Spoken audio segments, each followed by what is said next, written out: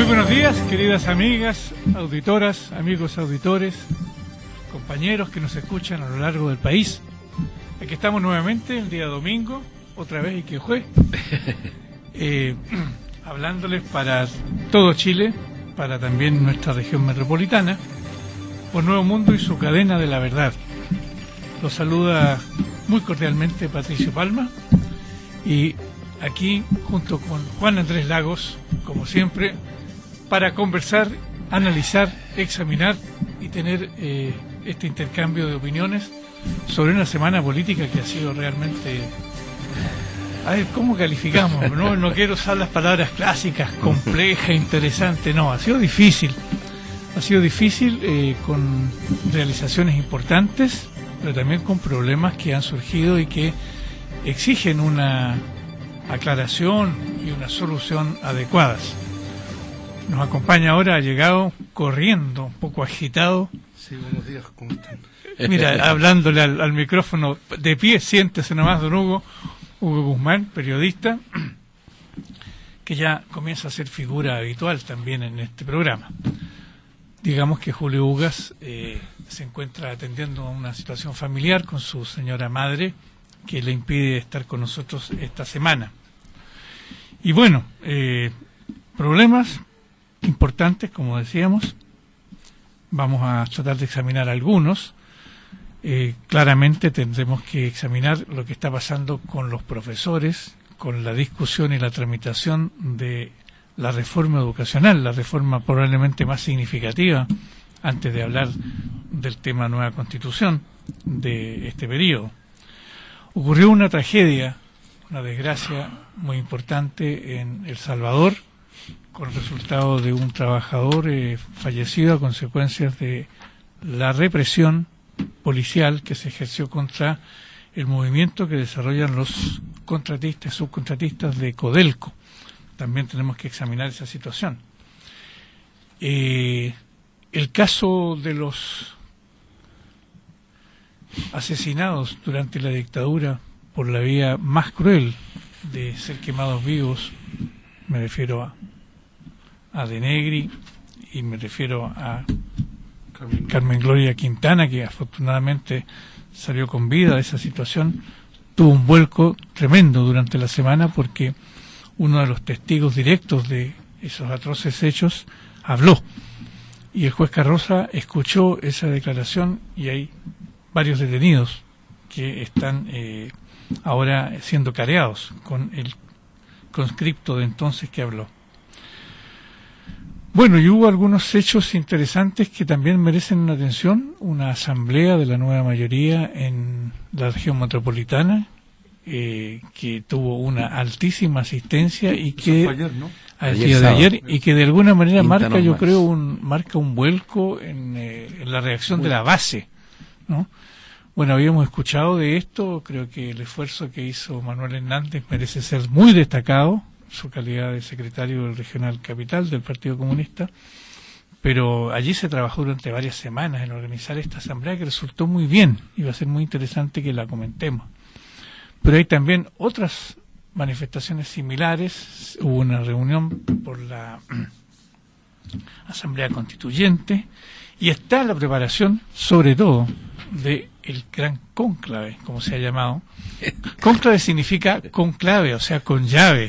La verdad que esperamos que no sea un cónclave, que sea simplemente una reunión de cara al pueblo de Chile, donde se dé cuenta de lo que va a ser el segundo tiempo. Para eso es la llave para abrir la puerta. Claro, pero que ojalá quede abierta esa puerta, ¿no? Porque el cónclave sugiere algo así un poco oscuro. Vamos a hablar mejor de la reunión de la nueva mayoría con el gobierno. A algunos no les gustó el nombre, ¿eh? Dijeron que era mejor encuentro. Sí, claro. Yo siempre he pensado que es mejor evitar los encuentros a puertas cerradas y hacerlos de cara al país.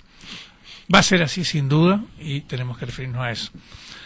Partamos por lo primero, si les parece. Me gustaría preguntarle a Juan Andrés una opinión general, pero en particular tal vez aclarar este asunto de lo que está pasando con el Colegio de Profesores, con el movimiento de los profesores y con la tramitación del proyecto de carrera docente, que es lo que ha generado esta situación tan compleja, ¿no? Que tiene al país como preguntándose ¿qué pasa con la reforma educacional, que es lo que está en el fondo de esta situación?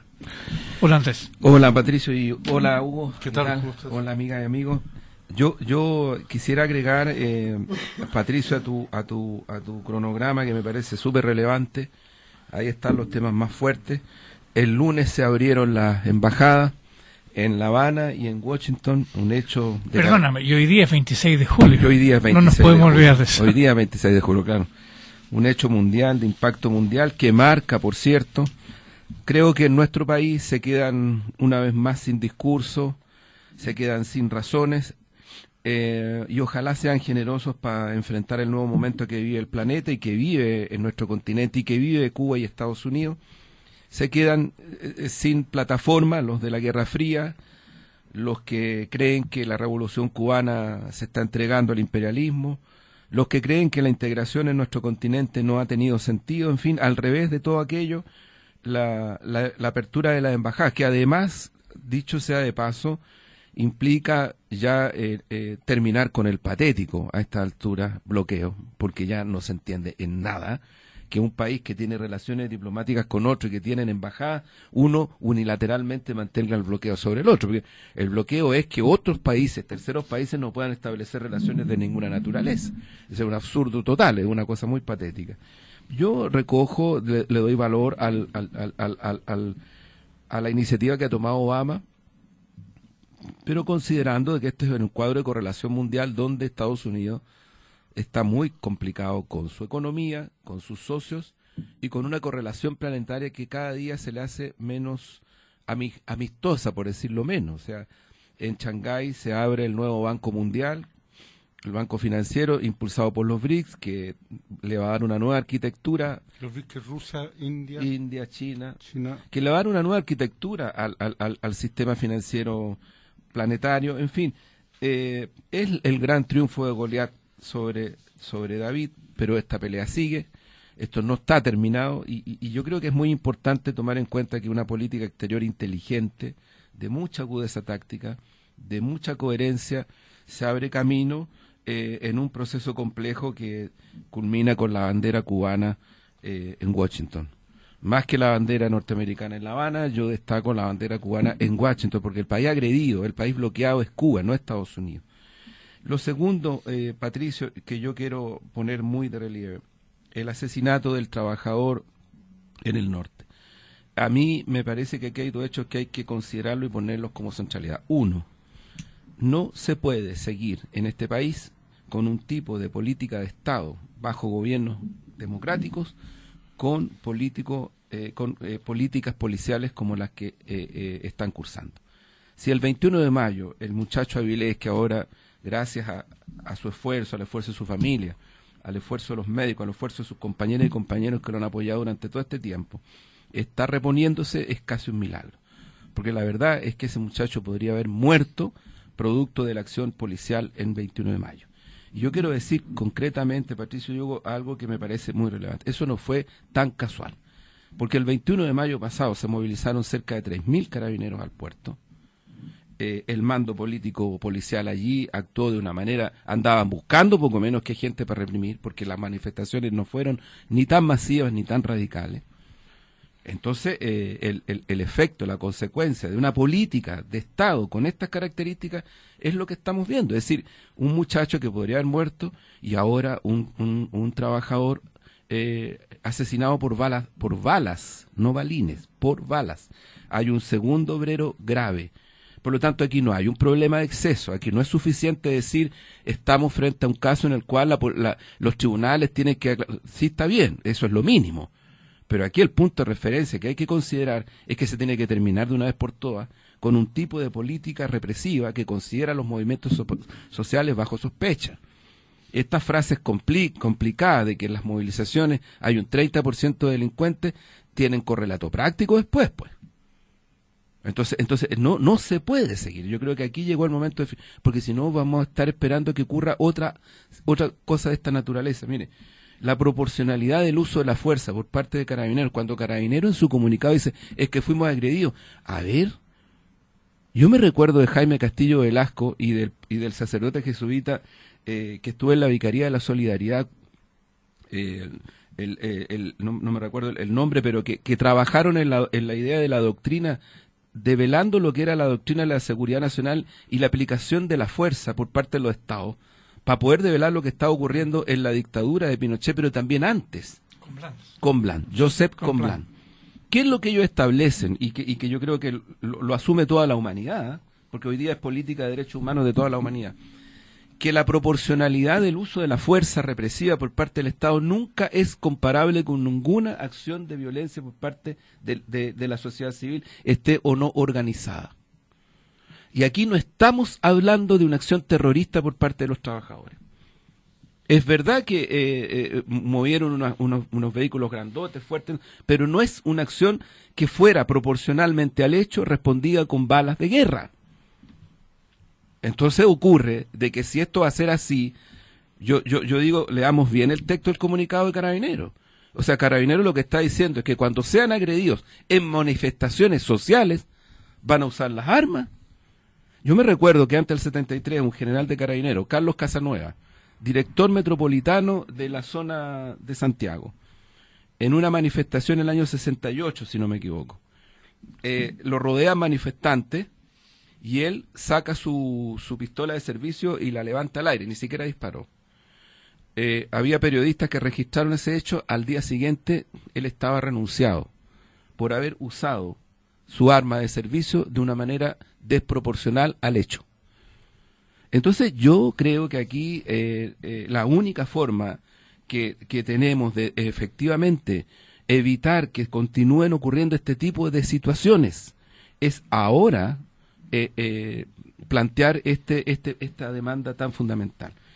Y lo tercero, que creo en esta circunstancia, la tosudez de Codelco, la prepotencia de Codelco, de la dirección de Codelco, de no querer establecer una mesa de diálogo y no hacerse corresponsables de algo que les corresponde, porque los subcontratistas del cobre, si bien es cierto, son contratados por las empresas privadas, pero Codelco establece relación contractual con las empresas. Entonces no hay que olvidar que la ley de subcontratación es muy clara, ¿no? El responsable último de la situación laboral de los trabajadores que trabajan para los subcontratistas es el contratista principal, que es Codelco. Entonces, eso no puede olvidarse. Esto de no querer sentarse para no sentar el precedente del acuerdo marco y cosas por el estilo, yo tengo entendido, y lo digo responsablemente sobre la base de información, no como algunos que andan usando la información para cualquier cosa, filtran, en fin. Yo quiero decir responsablemente que el día anterior a la situación dramática que se produce, se estaba llegando a un acuerdo. Entonces hace más grave todavía la acción represiva. Y lo tercero que quiero destacar, porque lo cuarto, tuve la oportunidad de estar, la tremenda, yo diría que tira para arriba efectivamente esto, el tremendo encuentro de la nueva mayoría el día sábado. Cerca de 1000 delegados de todos los partidos de la nueva mayoría, con mucha mística, con mucha identidad, con mucho apoyo y respaldo al programa, a la presidenta, un clima unitario que no ocultó los debates, los intercambios, las diferencias, pero yo creo que ahí está la fuerza de esta coalición. Yo no creo que esté ni en las dirigencias, con todo el respeto que tenemos por las dirigencias de las cuales soy parte, no creo que la fuerza esté para motorizar un segundo tiempo en iluminados que nos parece que nos quieren llegaron a decirnos cómo se hacen las cosas. Yo creo que la fuerza para motorizar este segundo tiempo, como se ha llamado, de la nueva mayoría y de este país, está en este núcleo, este colectivo que está en todo el país y que tiene ganas de protagonizar esta transformación. Yo creo notable lo que ocurrió ayer en un colegio de Quinta Normal con la nueva mayoría. Sabes que yo quería agregar bien cortito de los 4 puntos que dijo Juan Andrés, pero algunos datos que son interesantes en lo de las relaciones de Cuba y Estados Unidos. Hay que decir que el 14 de agosto va John Kerry, el secretario de Estado, va a La Habana ya para abrir formalmente la embajada.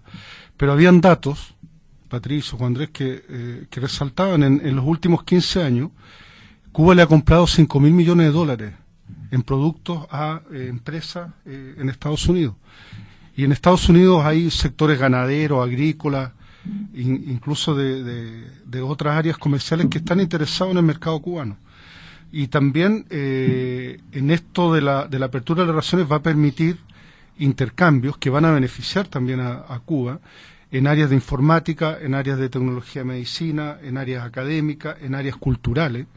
De hecho, van muchas delegaciones culturales a Estados Unidos, y todo esto también se está viendo entonces como una posibilidad de que efectivamente hay un intercambio mutuo que beneficie a los dos países. Entonces, yo creo que eso es destacable, y hay elementos, hay coordinación en el combate al narcotráfico, en fin, hay una relación que ahora se va a profundizar. Y lo que señalaba Juan Andrés, que en realidad en esto de la apertura de las embajadas y este nuevo espacio de las relaciones Cuba-Estados Unidos, muchos analistas lo han señalado, y que aquí se dio una clase magistral de diplomacia, de cómo manejar las relaciones bilaterales.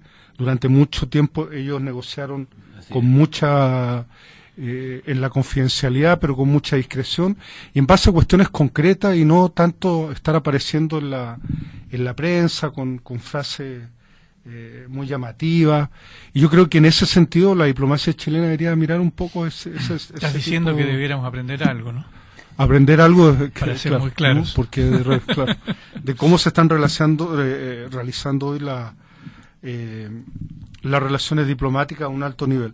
Y lo último de las 4 cosas que dijo Juan Andrés, a mí también yo creo que es importante señalar de que en relación al tema de Carabineros hay 2 elementos que también se han señalado por parte de articulistas, bien digo, también dirigentes sociales y políticos, que hoy algunos están hablando no solo de fiscalizar los protocolos de Fuerza Especial de Carabineros, sino que cambiarlos. Así es. ¿No? Porque, digamos, cómo son los procedimientos. Y lo segundo es que finalmente han ocurrido hechos en que Carabineros no ha transparentado la información. Recordemos esta alumna de la USACH que fue golpeada brutalmente por 2 carabineros. Inicialmente la institución policial dijo que esos 2 funcionarios estaban identificados. Nunca más supimos qué pasó con eso. En el caso de Rodrigo Avilés, dieron de baja a un sargento, me parece que era un suboficial que iba en el que disparó el que disparó, pero ahí iban otros funcionarios, le estaba a cargo de oficiales. No olvidemos que, no recuerdo el rango si era general o coronel, hizo declaraciones respecto al caso en que eran totalmente contrarias a la verdad. Y no hay que olvidar que si no es porque aparece ese video, así es. Si no es que aparece ese video, realmente es probable de que al final nos hubiéramos quedado con la versión de Carabineros, que la dieron como oficial. Y hay detalles porque cuando se va a transparentar, estamos en un momento en el país donde se quiere transparentar todo, uno ve esas imágenes y para empezar ve 2 guanacos. Así es. Tirando chorro directo. Bueno, ahí hay, como decía Juan Andrés, ahí hay una definición de un oficial que da esa orden. Eso no puede ser casual. Entonces, insistir un poco también en eso, que hoy más que, o no solo de fiscalizar los protocolos, se está planteando el cambiarlo, y que también Carabineros se sume a lo que está haciendo este sentimiento de parte de la opinión pública, que haya transparencia en todas las situaciones que están ocurriendo en nuestro país. Bueno, nos lleva el tema, por supuesto, a la definición de cuál es el ámbito de la justicia militar, que es el otro gran asunto que está en discusión y que aparece cuando tenemos que comentar hechos tan infortunados y desgraciados como este. Recordemos que no es primera vez que ocurre una situación similar. En la huelga de los forestales hace ya unos 10 años, también fue asesinado un trabajador que tomó control de un bulldozer o de una pala mecánica. Y ocurrió exactamente lo mismo, ¿no? Sí. Y no hubo tampoco allí una investigación que llevase a una definición respecto de las reales responsabilidades y protocolos utilizados por la fuerza pública en ese momento. Aquí ocurre lo mismo, y la pregunta que uno hace a partir de lo que ustedes están celando es, bueno, ¿quién dio la orden de cambiar los balines de goma por balas de plomo, por munición militar? Y eso es una cosa muy delicada que evidentemente no corresponde a una decisión del carabinero que ha sido identificado como responsable de la bala que mató a este trabajador, a Nelson. Ahí hay un dato, Patricio, súper importante. Las operaciones de esta proporción están dirigidas por un general. Y los generales tampoco se mandan, entre comillas, solos. No, por cierto, aquí estamos hablando de cuál es la cadena de responsabilidades que se involucran en un suceso de la significación que este suceso tiene. No estamos haciendo aquí una cosa alarmista ni sensacionalista, estamos hablando de que la muerte de una persona es algo que debe ser investigado cuando está involucrado el Estado. Esa es una cuestión tremendamente... Este no es un problema entre particulares, con todo lo grave que son los problemas entre particulares o entre privados, como se dice ahora. Aquí está involucrado el Estado. Sí, además lo que tú señalabas, estos no son los comentarios que se hacen, las declaraciones que hemos escuchado, no son emocionales y que surgen solo de un enojo, que es natural además, sino precisamente respecto a cuáles son las políticas, las definiciones del actuar policial frente a las manifestaciones sociales. Y en eso también hay que destacarlo. Es lo que decía Juan Andrés, la declaración del subsecretario Aleu cuando dice que el 30% de los después se desmintió, ¿no? Sí. No se pero desmintió, se excusó. Se excusó, en realidad, para usar bien los términos. Pero también están declaraciones como la ex vocera de Sebastián Piñera, que habla de que mucho de la delincuencia, del aumento de la delincuencia, tiene que ver con que la nueva mayoría o la izquierda siempre está defendiendo los derechos humanos y eso ayuda a los delincuentes, cuando todas las referencias a la defensa de los derechos humanos tienen que ver específicamente con el rol de instituciones del Estado que... Eso es una entonces, cosa peligrosa, crean esas confusiones. Claro, que se va llegando a una situación en la cual, mire, el narcotráfico es imparable. El día sábado contaba el intendente Orrego una situación que vivió en una comuna grande de Santiago, en Lavaver. Dice que ningún dirigente social quería visitar esa población con él porque le tenían mucho temor al narcotráfico armado que hay en esa comuna, grande, estamos hablando de una comuna grande. Él la nombró, incluso nombró la comuna, no me acuerdo si era Loprado o una de esas. Y luego le dice, se me acercaron los altos mandos que el intendente, no se meta a esa comuna, o sea, no se meta a esa población. Y si se va a meter finalmente, póngase chaleco antibala. Entonces uno dice, a ver, alguien de la nueva mayoría, alguien de este país, está en contra de una política represiva y de reinserción para poder terminar con el flagelo del narcotráfico en este país. ¿Alguien ha dicho que está a favor de eso? A mí me gustaría que se investigaran los negocios de la LIRE y la CNI con el narcotráfico. Sería interesante reponer esas investigaciones porque ocurre de que el lavado de dinero aquí está dando mucha plata, pero por otro lado se trata de asociar, y yo ahí encuentro la perversión gravísima de el que se supone que se está desmantelando a las fuerzas policiales porque se está protegiendo a los que protestan, a los movimientos sociales, a los que están al filo de la delincuencia. Entonces se hace un menjunje completo que en la historia de Chile ya sabemos para dónde va. A mí me parece súper complicado no detener esa lógica ahora, porque lo que Chile necesita efectivamente, tal cual como lo ha dicho muchas veces la presidenta, lo dijo en Sudáfrica, cuando dice lo que nosotros necesitamos es una democracia más allá de las elecciones, necesitamos una democracia que interactúe con la sociedad, que interactúe con los movimientos sociales. Si este país no es que necesita, entre comillas, la necesidad de este país no es más orden, más autoridad, más cosas de ese estilo, si lo que necesita este país es enfrentar la desigualdad. Sí, bueno, además hay que insistir, no sé, para que hablemos de quizás de los otros temas, pero también insistir en algo que planteó la Central Unitaria de Trabajadores, particularmente Bárbara Figueroa, en el sentido de qué origina estas protestas, porque eso es algo que también se olvida. Se habla del hecho de la manifestación de la protesta, pero eso tiene un origen, y el origen es que no se han resuelto demandas y derechos laborales, en este caso de los trabajadores subcontratistas. O sea, hay una evidente relación entre el proceso de reforma laboral que está en discusión en el país y situaciones como la que hemos vivido, en que trabajadores organizados expresan su opinión y por los medios que la movilización social permite y que son legítimos en nuestro país. Entonces, lo que está en discusión son cuestiones de gran calibre y que nuevamente nos llevan a decirle a nuestros auditores y auditores, los problemas de la política son los problemas del diario vivir. ¿Qué más del diario vivir que la muerte de un trabajador? Así es. Yo lo pondría brutalmente de esa manera, porque a veces se ven como cosas distintas, como cosas separadas. ¿Qué tiene que ver la política con que se muera un trabajador en un baleo por represión brutal de la policía? Claro que tiene que ver, porque si hubiera un sistema de relaciones laborales en nuestro país que no hiciese que se llevara a este tipo de manifestaciones como necesarias para conseguir los objetivos de los trabajadores organizados, bueno, esto no habría ocurrido. Entonces, ¿hay relación? Claro que hay relación entre la política y la vida cotidiana. Y perdón, un paréntesis, porque creo que es importante destacarlo.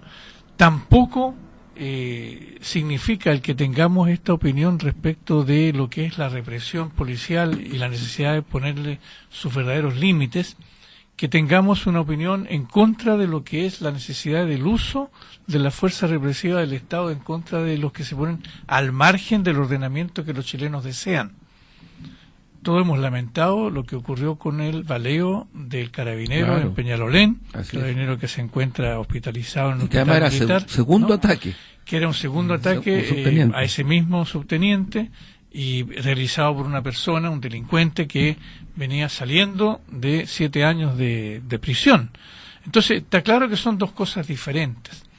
Nuestro respaldo y apoyo a la función policial de Carabineros en cuanto a control de la delincuencia, pero por cierto nuestra crítica dura a lo que es la represión innecesaria como la que se perdona, desde el oficialismo hay que decir una cosa, este hombre que está detenido es probable que tenga una condena mucho mayor debido a que en el Parlamento, porque esa también es una crítica que de repente tiene la derecha, en el que el Parlamento se aumentaron las penas en relación a porte ilegal de armas. Y esto va a permitir que este delincuente, en estos momentos, lo más seguro es que esté sobre los 30 años de prisión. Entonces, también hay un efecto en relación a lo que se está haciendo a nivel legislativo, que de repente algunos sectores se olvidan de que sí hay avance en la procuración de justicia. Bueno, pero a propósito del caso que estamos comentando, nadie más adecuada en este caso, que la propia presidenta de la Central Unitaria de Trabajadores, Bárbara Figueroa, para darnos la opinión de los trabajadores organizados de Chile sobre este lamentable suceso y sobre los temas importantes que estamos analizando. Bárbara Figueroa, buenos días, te saluda con afecto Patricio Palma desde Nuevo Mundo, ¿cómo estás? Hola, buenos días Patricio, un gran saludo para ti, Juan Andrés, Hugo, que lo escuchaba también hace un momento. Bueno, aquí estamos tratando de que esta situación lamentable y dolorosa para el mundo sindical permita sacar una lección ejemplar, no solo respecto de la verdad y justicia, que es obviamente una de las tareas principales a las que nos tenemos que abocar todos en función de dar una respuesta no solo al mundo del trabajo, sino que también a una familia que hoy ha perdido a uno de los suyos por luchar por un legítimo derecho a la acción sindical, a la movilización, a avanzar en un diálogo con la mandante, sino que también una gran lección en torno a la necesidad entonces de que Chile avance en mejores relaciones laborales. Creo que muchos hoy día querrán poner el punto de debate sobre la situación de Nelson respecto de, es necesario que la huelga tenga que ser pacífica, es necesario que busquemos mecanismos de control efectivo, van a decir, ¿no? Que no es otra cosa sino represión para evitar estas situaciones. Y por nuestra parte creemos que en realidad la lección más importante que hay que sacar de acá es que es necesario construir relaciones laborales que permitan el diálogo efectivo y no tener que llegar al conflicto y mucho menos tener que tener el temor a lamentar la pérdida de vida de un trabajador. Bárbara, buenos días. Andrés Lago acá en el estudio. Buenos días, Juan Andrés. Hola. Bárbara, mira, te quería consultar por dos cosas. Una, yo por lo menos tengo algunos antecedentes que los puedo decir responsablemente, de que aquí en esta situación lamentablemente se ha producido una suerte de, yo diría, de engreimiento por parte de la dirección de Codelco frente a esta situación, de engreimiento, digo, a propósito de no querer sentarse a una mesa que en otros momentos ha existido, que ha permitido un diálogo. Nadie dice que Codelco tenga que, no sé, porque ceder a todo lo que se está planteando, pero de alguna manera generar un diálogo. Y lo segundo, Bárbara, que en este domingo en el Mercurio, en su editorial, y sabemos el peso que tiene la editorial para algunos, no para todos, pero para algunos, dice, el Mercurio llama concretamente al Senado a realizar un acuerdo, entre comillas, transversal para corregir los aspectos más dañinos del proyecto de reforma laboral. Y ahí hace una mención, lo que según el Mercurio son los aspectos más dañinos, y curiosamente los aspectos más dañinos son los que plantea la central, como las cuestiones que son, que tú misma has planteado, son el piso mínimo de una interacción que permita equiparar las partes. Sí, bueno, nosotros veíamos que este cuadro se iba a producir. Obviamente para algunos el mejor de los mundos es poder a partir, ¿no?, de un lamentable hecho como la muerte de un trabajador, finalmente sacar un dividendo más bien político y oportunista, en tratar de buscar por esa vía entonces modificar el debate de la reforma laboral e incluso reincorporar materias que fueron eliminadas del proyecto en el marco del debate de la Cámara de Diputados. Ustedes saben que nosotros fuimos tremendamente críticos con toda la valoración que hacemos del proyecto cuando este fue presentado el 29 de diciembre y contenía dentro de el articulado, ¿no?, un acápite específico que nosotros lo denominamos la criminalización de la actividad sindical. Entonces probablemente hoy muchos querrán, o yo diría que más bien aquellos interesados, ¿no?, en modificar el proyecto de reforma laboral van a querer utilizar malamente, y yo vuelvo a decir de manera oportunista, este hecho para buscar generar un clima dentro del Senado que permita retroceder en algunos avances que este proyecto tiene, que tal como señala Juan Andrés, no se trata de un proyecto de sindicalismo pleno, estamos hablando de un piso mínimo respecto de las demandas del movimiento sindical, es decir, titularidad sindical, avanzar en un reforzamiento de la negociación colectiva con equilibrio entre las partes, contar con derecho a huelga efectivo, no es más que ponerse medianamente al día respecto de los pilares de las relaciones laborales hoy día en el mundo, que tienen que ver con libertad sindical, huelga efectiva y proceso de negociación en equilibrio. O sea, no estamos hablando de ninguna cosa que sea de alguna manera no exorbitante respecto de lo que tienen otros países con los que tanto nos gusta compararnos, sobre todo los países de la OCDE. Incluso yo diría estamos debajo de ello, toda vez que nosotros no estamos garantizando negociación más allá del nivel de la empresa y por lo tanto solo nos quedamos en la negociación empresa sin atender la necesidad de la negociación supraempresa o ramal. Entonces, yo espero, sinceramente, que en este marco de debate no se traten de sacar dividendos pequeños y que mantengan los partidos que están representados en el Senado las posiciones que hasta ahora nos han señalado. Nosotros tuvimos una reunión el día miércoles con la bancada de la Democracia Cristiana y tanto su presidente, el presidente del Partido Demócrata Cristiano, como los senadores mantenían una posición bastante firme respecto de avanzar en este proyecto de ley, de hacer cambios en función de profundizarlo y perfeccionarlo y no de retroceder en los planteamientos de este. Y yo espero que el cuadro hoy día no cambie y que siga habiendo convicción por parte de los senadores en la necesidad de avanzar en este proyecto de ley que a nuestros ojos va a permitir precisamente que los espacios de inflexión o de falta de diálogo que se generan en el marco de las negociaciones colectivas puedan verse resueltas y superadas por el incentivo a negociar y dialogar. Creemos que en ese sentido este proyecto aporta al proceso de mejor y mayor diálogo.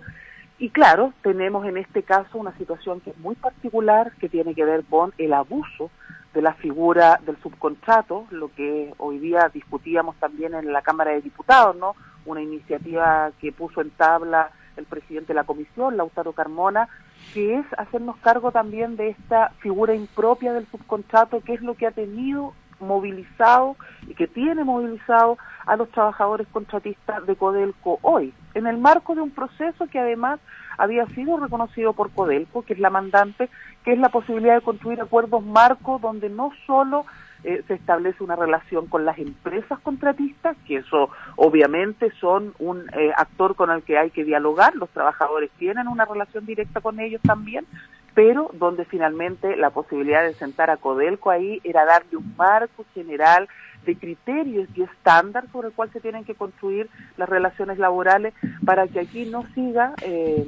consagrándose la figura de trabajadores de primera y segunda categoría.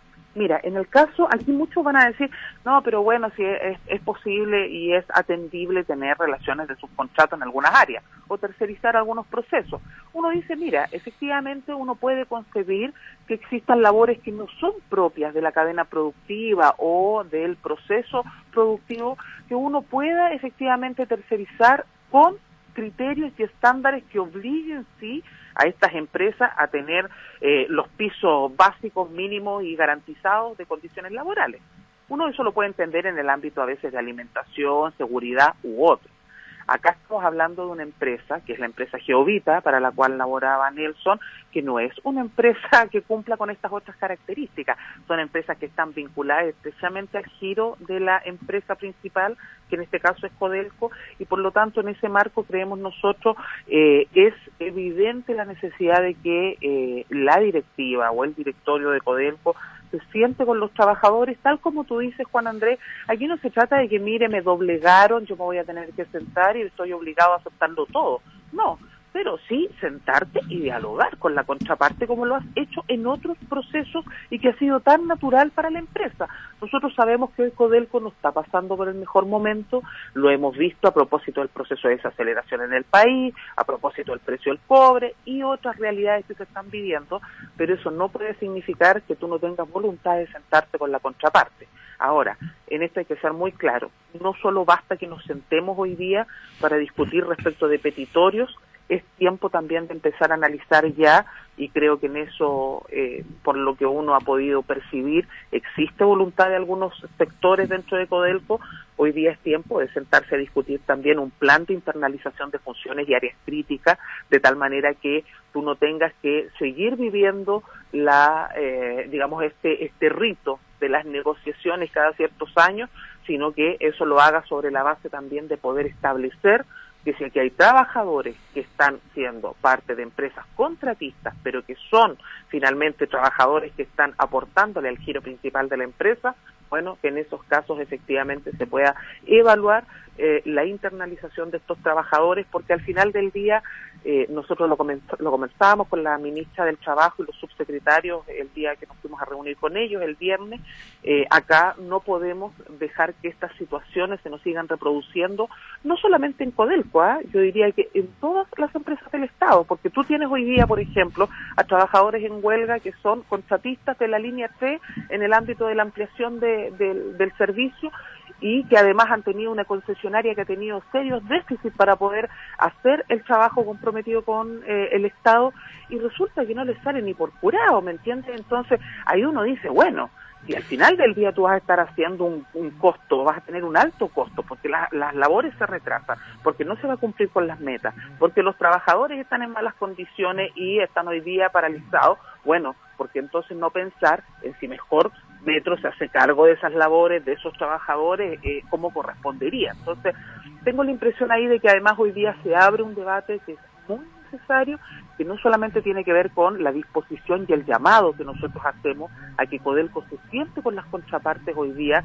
para ayudar a resolver este conflicto, sino que también nos atrevamos y nos desafiemos a superar esta figura de desigualdad intratrabajadores.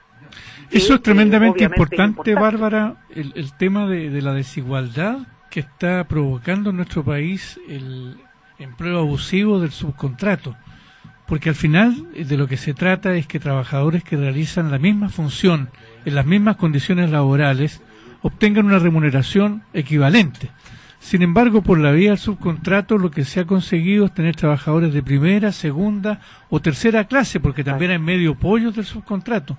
Entonces, la verdad es que estamos produciendo una distorsión tremenda en la distribución de los ingresos en el país.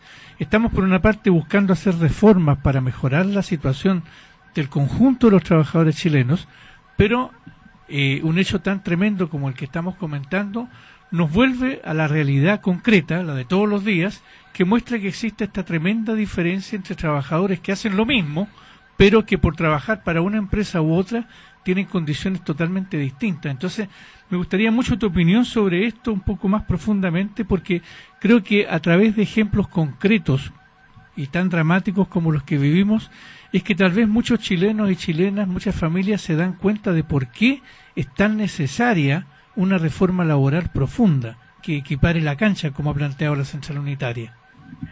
Efectivamente, acá, tal como señalas, Patricio, nosotros tenemos que enfrentar una doble desigualdad en el mundo del trabajo. La primera es la desigualdad más evidente, la desigualdad en ingresos, ¿no? La desigualdad respecto de las altas ganancias de nuestros empleadores a costa precisamente de las condiciones precarias de trabajo de sus laborantes. Y en ese sentido nosotros hemos dicho, bueno, en ese aspecto la reforma laboral viene a ser un soporte para equilibrar de alguna manera esta desigualdad. Pero lamentablemente en el mundo del trabajo además tenemos desigualdad intratrabajadores y por lo tanto no solo tú tienes que enfrentarte a la desigualdad de empleadores que se han acostumbrado a crecer y a ganar a costa de tu precariedad, sino que además tienes que enfrentarte al problema de que internamente entre nosotros también vivimos desigualdad. Tenemos trabajadores, en el caso del subcontrato, ¿no?, que son trabajadores de planta, que cumpliendo la misma función reciben un salario y bonificaciones en el marco, ¿no?, de las empresas de Estado, que a mí me parece que corresponde, que son estándares aceptables, pero que trabajadores que son parte de empresas contratistas, finalmente, haciendo las mismas funciones, reciben un salario infinitamente menor y además condiciones laborales que son muy precarias. Muchas veces lo que tú ves en empresas contratistas es que el trabajador de planta cuenta con todas las condiciones de seguridad, sin embargo el cabro que está subcontratado no solo no gana lo mismo, sino que además no tiene las mismas condiciones de seguridad, no tiene la ropa adecuada, por ejemplo, para enfrentarse a altas temperaturas en el trabajo minero, no cuentan con los zapatos de seguridad para poder desarrollarse, es decir, que la alimentación muchas veces no es la misma tampoco, y esas cuestiones finalmente van generando también una profunda, yo diría que van generando también un profundo desazón, desesperanza, agobio, molestia en el mundo de los trabajadores que es inexplicable finalmente, porque tú dices, mire, uno puede entender, tal como yo decía, que hay labores que no siendo del giro principal pudieran tercerizarse, y eso uno lo puede entender. Sin embargo, lo que uno no puede entender es que esas labores que no son del giro principal, cuando estas así son, cuando no son del giro principal, muchas veces están igual en condiciones de precariedad que uno no se explica. Y cuando son del giro principal, uno dice, bueno, pero ¿por qué se aplica la figura de contratación externa si están desarrollando un ámbito que está estrechamente vinculado a la producción? Por ejemplo, maquinaria pesada, tú requieres de trabajadores especializados para ello, calificados para su uso, su manejo, y eso no son cuestiones que uno pueda decir, mire, están fuera del ámbito de la producción, porque finalmente sin esa maquinaria pesada muchas veces no se puede desarrollar el trabajo minero. En el caso de Metro hemos visto la misma situación, labores que se desarrollan y que son fundamentales para el buen funcionamiento del servicio, como mantención u otra, finalmente también se tercerizan y uno dice, bueno, pero ¿por qué? ¿Cuál es el criterio ahí? Y al final del día, lamentablemente, lo que uno ve es que el único criterio que prima es abaratar costos. No es una suerte de comprensión de la cadena productiva y por lo tanto de una buena diferencia entre labores del giro principal y otras que no, sino que es simplemente, o en el mayor de los casos, precarización, poder pagar menos, obtener ganancia a costa de las malas condiciones laborales, y entonces por esa vía finalmente lo que uno ve es que vas constituyendo trabajadores efectivamente que tienen un estándar, trabajadores de segunda, trabajadores de tercera, trabajadores de cuarta, y eso genera obviamente también altos niveles de molestia, genera altos niveles de desesperanza en el mundo sindical, porque tú bien te ibas diciendo, bueno, aquí no solo tengo que enfrentarme con empleadores que se han acostumbrado cómodamente a crecer a costa mía, sino que además dentro del mundo del trabajo tengo que ver diferencia entre mis colegas, y eso es algo dramático. Es algo complejo, por eso nosotros hemos dicho, por ejemplo, la necesidad de la negociación ramal. Si tú tuvieras negociación ramal, tú podrías ordenar mucho más estas negociaciones y los procesos productivos. Tendrías que estar obligado a constituirte en función de la cadena productiva, y eso ayudaría también a ordenar mucho esta figura de subcontratación impropia. Por eso nosotros estamos tan contentos con que post debate de reforma laboral, uno de los temas que haya puesto en el tapete el presidente de la Comisión de Trabajo, Lautaro Carmona, probablemente también por la propia realidad que él tiene que vivir en su zona, fuera precisamente este tema del subcontrato, porque en el fondo es decir, mira, hagámonos cargo del mapa grande a través de la reforma laboral con estos pisos mínimos, pero junto con eso hagámonos cargo también de esta realidad intratrabajador y vayamos abordándola. Yo, por ejemplo, creo y soy una convencida de que en ese ámbito también, y comparto lo que algunos señalan respecto de la necesidad de ver qué pasa con la incorporación de la mujer al mundo del trabajo, con la incorporación de jóvenes, porque también lo que uno ve ahí es que son sectores donde lo que se ve es que hay mejores condiciones para la precariedad finalmente. ¿Por qué? Porque la contratación de la mujer, ¿en qué área se va concentrando? En labores domésticas, es decir, las trabajadoras de casa particular, pero también en labores tercerizadas, enganchamiento u otros, alimentación, qué sé yo. ¿Y qué es lo que ocurre? Bueno, pero sí, las chiquillas tienen necesidad, y como tienen necesidad, muchas de ellas son madres solteras, el único soporte económico de la familia, bueno, ellas van a trabajar por cualquier condición. Lo vemos mucho en el caso de las manipuladoras de alimentos, por ejemplo. Entonces, uno, ¿qué es lo que ve ahí? Uno dice, mira, nosotros tenemos que enfrentar la gran desigualdad y brecha entre ricos y pobres, y para eso nos va a servir la reforma laboral, para hacernos cargo de ese desafío, que es un desafío país, cómo vamos disminuyendo las brechas entre ricos y pobres, que son abismantes en nuestro país. Bueno, nuestro aporte es que en el ámbito del trabajo eso lo vamos enfrentando con negociaciones colectivas que redistribuyan de mejor manera las ganancias, pero también como mundo sindical estamos obligados, y yo espero que el país entero, ¿no? Estamos obligados a abordar esta otra realidad. Nosotros, una de las solicitudes que le hicimos a la ministra del Trabajo el otro día fue precisamente que no desatendieran este debate que estamos enfrentando en la Cámara de Diputados, que le pongamos mucha atención a este proyecto, esta moción, que fue una moción de parlamentarios, entre ellos el diputado Lautaro Carmona, Osvaldo Andrade, la diputada Carol Cariola, Denis Pascal, entre otros. Entonces nosotros le dijimos, mire, pongan atención a este tema, porque esto puede ayudarnos a nosotros, a partir del drama que estamos viviendo hoy día, a entender que ya no podemos, y no resiste nuestro país tampoco, condiciones de desigualdad en el mundo de los propios trabajadores, y por lo tanto hagámonos cargo de esto también. Nosotros creemos que esta puede ser una oportunidad muy significativa para poder ir terminando con estas prácticas abusivas. Yo lo vuelvo a recalcar, porque muchos dicen, no, mira, fin al subcontrato total. Probablemente eso no se va a lograr. De hecho, la propia ley establece, y ahí donde tenemos el vacío es precisamente en esta subcontratación impropia. Porque cuando la ley se dictó el año 2007, 2006, 2007, lo que tú tenías era una caracterización bastante clara de cuándo se estaba tratando de trabajadores que son trabajadores de una empresa de giro principal. ¿Dónde quedó el vacío, de alguna manera? Precisamente en esta definición del giro principal.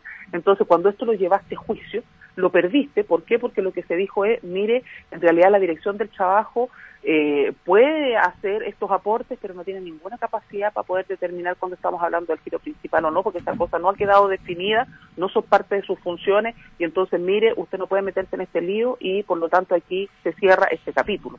Hoy día tenemos la oportunidad de poder resolver ese vacío que teníamos, darle más y mejores atribuciones a la Dirección del Trabajo en esta materia, hacer una buena definición de qué hablamos cuando hablamos de giro principal, y a partir de eso entonces terminar o buscar mecanismos en este caso que nos permitan ir disminuyendo la brecha o la desigualdad intratrabajador, que es un tema del que nos tenemos que hacer cargo, donde además después tendremos que ver qué pasa con el caso de las mujeres, qué pasa con el mundo de los jóvenes, cómo avanzamos en mayor y mejor calificación y capacitación para el mundo del trabajo. Es decir, aquí se nos abre un mundo bien interesante, y yo espero que se entienda con esa altura de mira por parte del gobierno y por parte de las contrapartes el debate que hemos planteado. Esperamos lo mismo, Bárbara Figueroa. La verdad es que se abre una cantidad de temas enormes y muy importantes a trabajar, pero creo que has dejado muy claro en esta ocasión la relación entre esta tragedia que hemos vivido en el norte, en una empresa subcontratista de una empresa estatal, y estos problemas que afectan a la vida de millones de trabajadores en Chile. Y por lo tanto no es una cosa que está restringida a una empresa, sino que afecta a la gran cantidad de trabajadores que integran la central unitaria o todavía no la integran. Y la reforma laboral sin duda va a contribuir, como tú lo has dicho, a que muchos de estos problemas se hagan conscientes en nuestro país y puedan encontrar su solución. Te agradecemos mucho estos comentarios respecto de una situación tan lamentable como la que hemos estado viviendo estos días, Bárbara Figueroa. Muchas gracias a ustedes, y yo creo que es destacable además señalar lo que han planteado tanto el Partido Comunista como el Partido Socialista respecto de que, claro, acá uno nuestra labor como multisindical, obviamente, es poner en el centro el debate de los derechos laborales. Nosotros en eso no podemos perdernos porque ese es nuestro norte como organización sindical.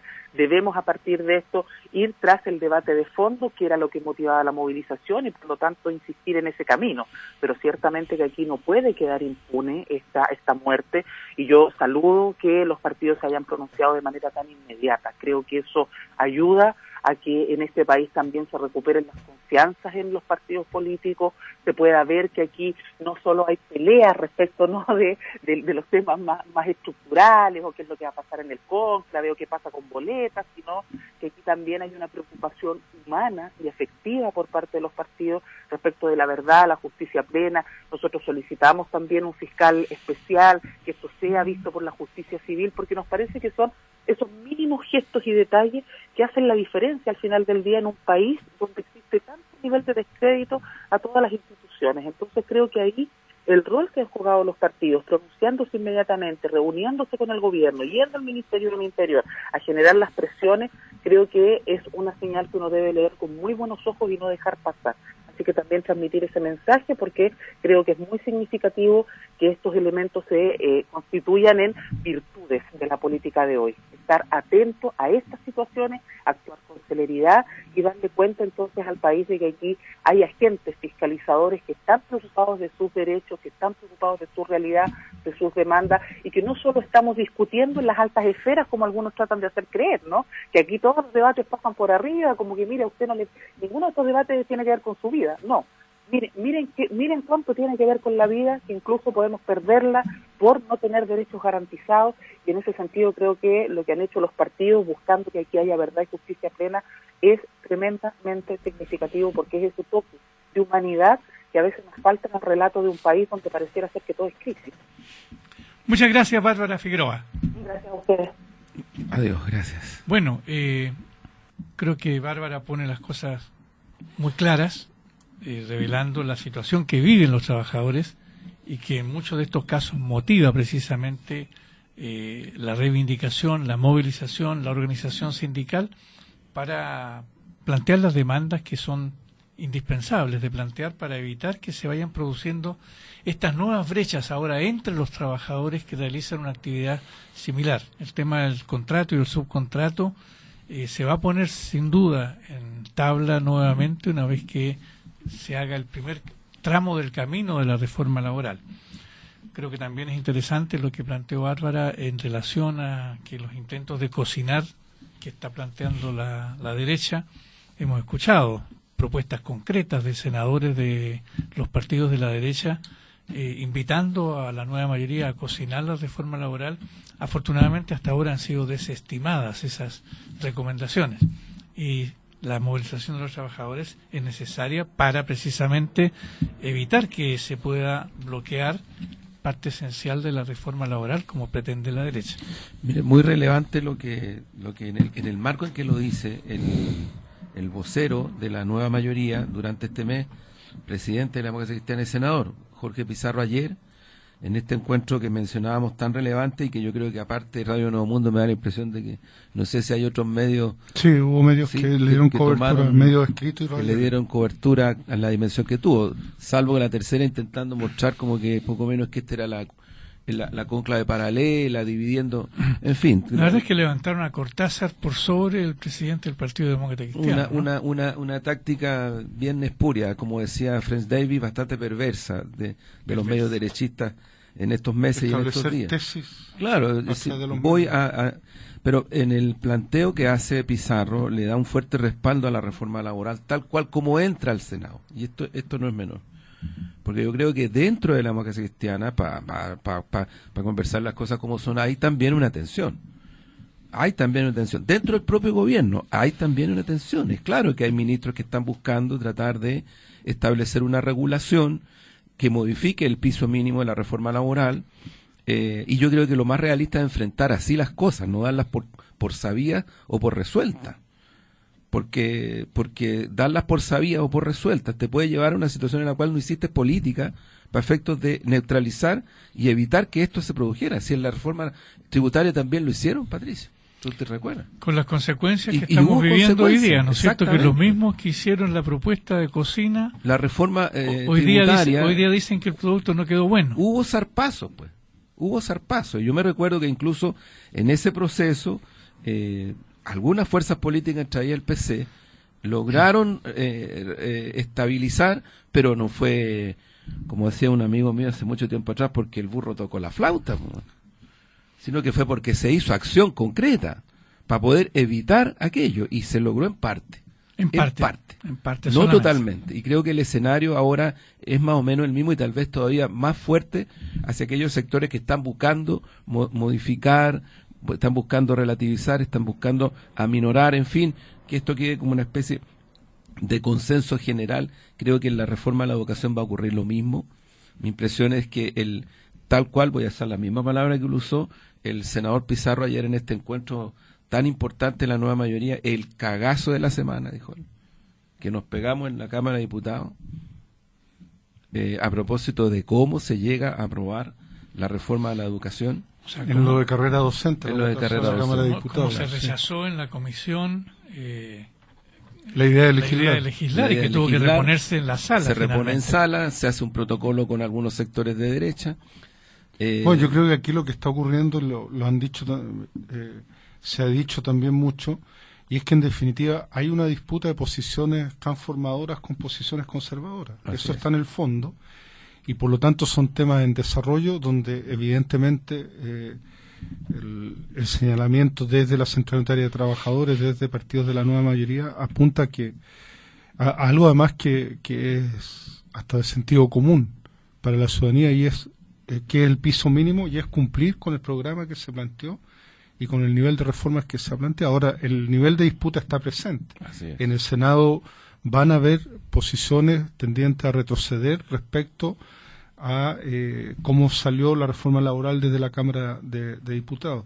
Y en esto, además, algo que decía Bárbara Figueroa que hace mucho sentido, y es que, y tiene que ver con esto que hablábamos, las instalaciones que se hacen en los medios de comunicación.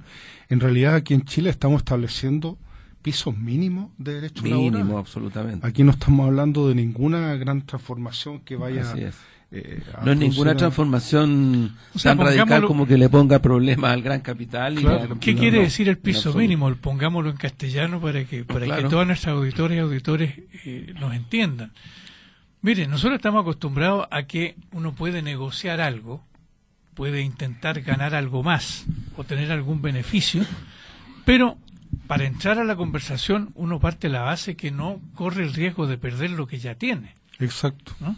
Entonces hoy día en Chile se da una situación ridícula, absurda, que no existe en ningún país, ¿no? Y dramática. Que es que yo entro a negociar y el empresario puede decirme, mire, le ofrezco un menos 10% de aumento. O sea, le ofrezco que usted baje su sueldo. ¿Qué le parece? Y entonces yo tengo que empezar a negociar para no perder lo que ya tengo. Pero se dan cuenta del Sí, ridículo claro, de la situación. absolutamente. Es una legislación Patricio, laboral claro. que permite que me ofrezcan menos de lo que tengo. Bueno, Claro. eso es el piso laboral, lo que está pidiendo la CUT, lo que está planteándose como parte de la reforma laboral, es que cuando uno entra a conversar sobre la base de lo que ya tiene.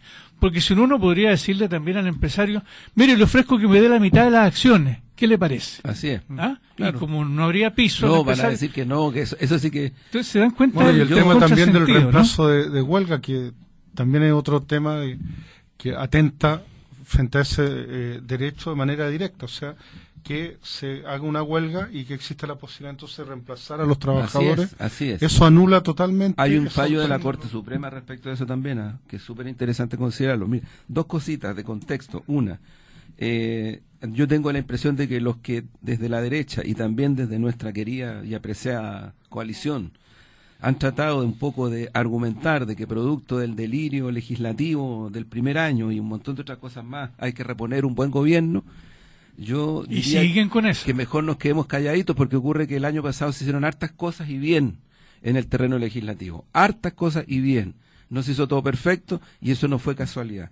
Y lo segundo, mire, ¿por qué yo planteaba, Patricio y Hugo, este tema de ver los escenarios reales? Porque todos sabíamos que Cristina Girardi, que Yasna Proboste, que Rodrigo González iban a hacer el numerito que hicieron. Si eso era vox populis. ¿Te refieres a la discusión en la comisión laboral, claro, de la Cámara de Diputados? de la educación. Y la de carrera docente, y la a lo comisión de mejor lo educación. que hizo la nueva mayoría y lo que hizo el gobierno después, a lo mejor lo podríamos haber hecho antes. Porque los votos estaban. Pero evidente. Entonces hay una falta, yo diría, de pulcritud, y yo hago aquí la autocrítica, a las bancadas de la nueva mayoría, al gobierno también, cuya ausencia de gestión política fue notable en el proceso el legislativo de la Comisión de Educación, y ojo, que no nos puede volver a ocurrir. O sea, yo creo que no podemos actuar como parcelas, es decir, porque a mí me va bien en una área legislativa porque yo quiero que ahí las cosas estén bien. Concreto, reforma tributaria, respecto de en el Senado hacerle estos cambios que el subsecretario de Hacienda está tan interesado, y que el año pasado se dio el lujo públicamente de decir que él se oponía a la reforma tributaria tal cual como estaba planteada, y hoy día él lidera una serie de procesos que están apuntando a modificarla, y ahí está buscando en el Senado todos los ámbitos para poder hacerlo. Entonces, mi impresión es que necesitamos un poquito más de pulcritud, tal vez de, ¿cómo decirlo?, sentido de prever lo que puede ocurrir, no solamente en el escenario donde a mí me toca actuar desde el punto de vista del aspecto legislativo particular, porque si no nos va a pasar lo mismo con la reforma, la descentralización, que yo tengo entendido que, yo ya sé que hay suma urgencia, todos lo saben, para la descentralización y la elección de intendentes. Pero hay sectores de derecha y dentro de la nueva mayoría que consideran que esto es una locura. Y van a actuar para tratar de evitar que eso se produzca. Y vamos a tener tal vez otro numerito como el que hemos Entonces, Sí, porque fíjate que el punto de vista político, y eso se resiente en la opinión pública, que evidentemente el gobierno, las bancadas, tienen que tener un sentido de prevención, de adelantamiento de los escenarios que vienen. Entonces de repente estamos viendo que eso viene con retraso, pero con un costo político e incluso comunicacional, tanto que se ha hablado de que no se comunica bien. A veces no se puede comunicar bien algo que está mal hecho. Entonces, pero evidentemente en algunos casos se ve que faltó adelantamiento, faltó prever, faltó el sinceramiento del escenario para darle una solución no con retraso. Claro. Bueno, vamos a continuar conversando sobre el tema de la reforma educacional en la segunda parte de nuestro programa. Una pausa y regresamos. Pronto. Vamos a saludar primero al diputado Guillermo Tellier, presidente del Partido Comunista, que nos acompaña como todos los días domingo para comentar los acontecimientos políticos. ¿Cómo está, presidente? Muy bien, gracias. Muy bien. Nuevamente, el presidente del Partido Comunista es cara de la prensa escrita. Lean la página C4 del Mercurio de hoy. Los que no lo compren, léanlo simplemente, para que leamos hacer propaganda al Mercurio. O lo vean por internet. O véanlo por internet. Pero en la página C4 del Mercurio de hoy aparece la propuesta del Partido Comunista para impulsar la Asamblea Constituyente.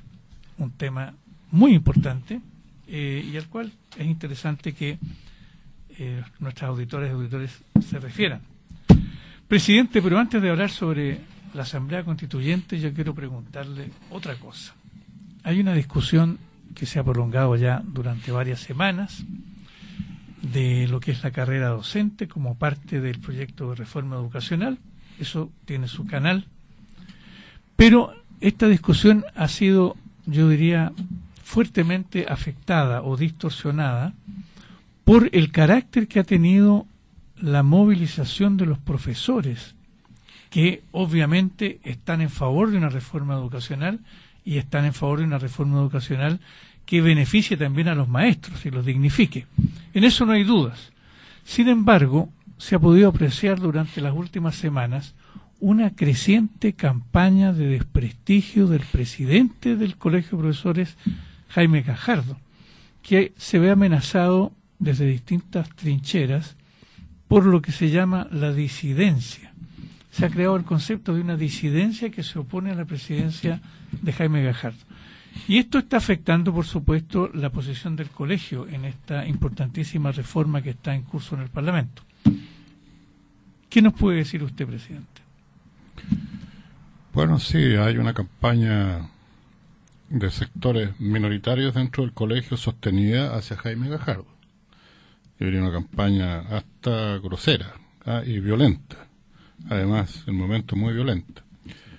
Como hay actitudes muy violentas hacia los profesores, que tienen que son los que tienen la posición mayoritaria hoy día, que es el de avanzar a la reforma de la carrera docente mediante las indicaciones que se puedan hacer y que se van a hacer en el Parlamento al proyecto inicial, que ya está totalmente cambiado. Lo que se votó en general en el Parlamento y que se aprobó por amplísima mayoría es un proyecto que difiere ya, no sé, por un 80-90% del proyecto original.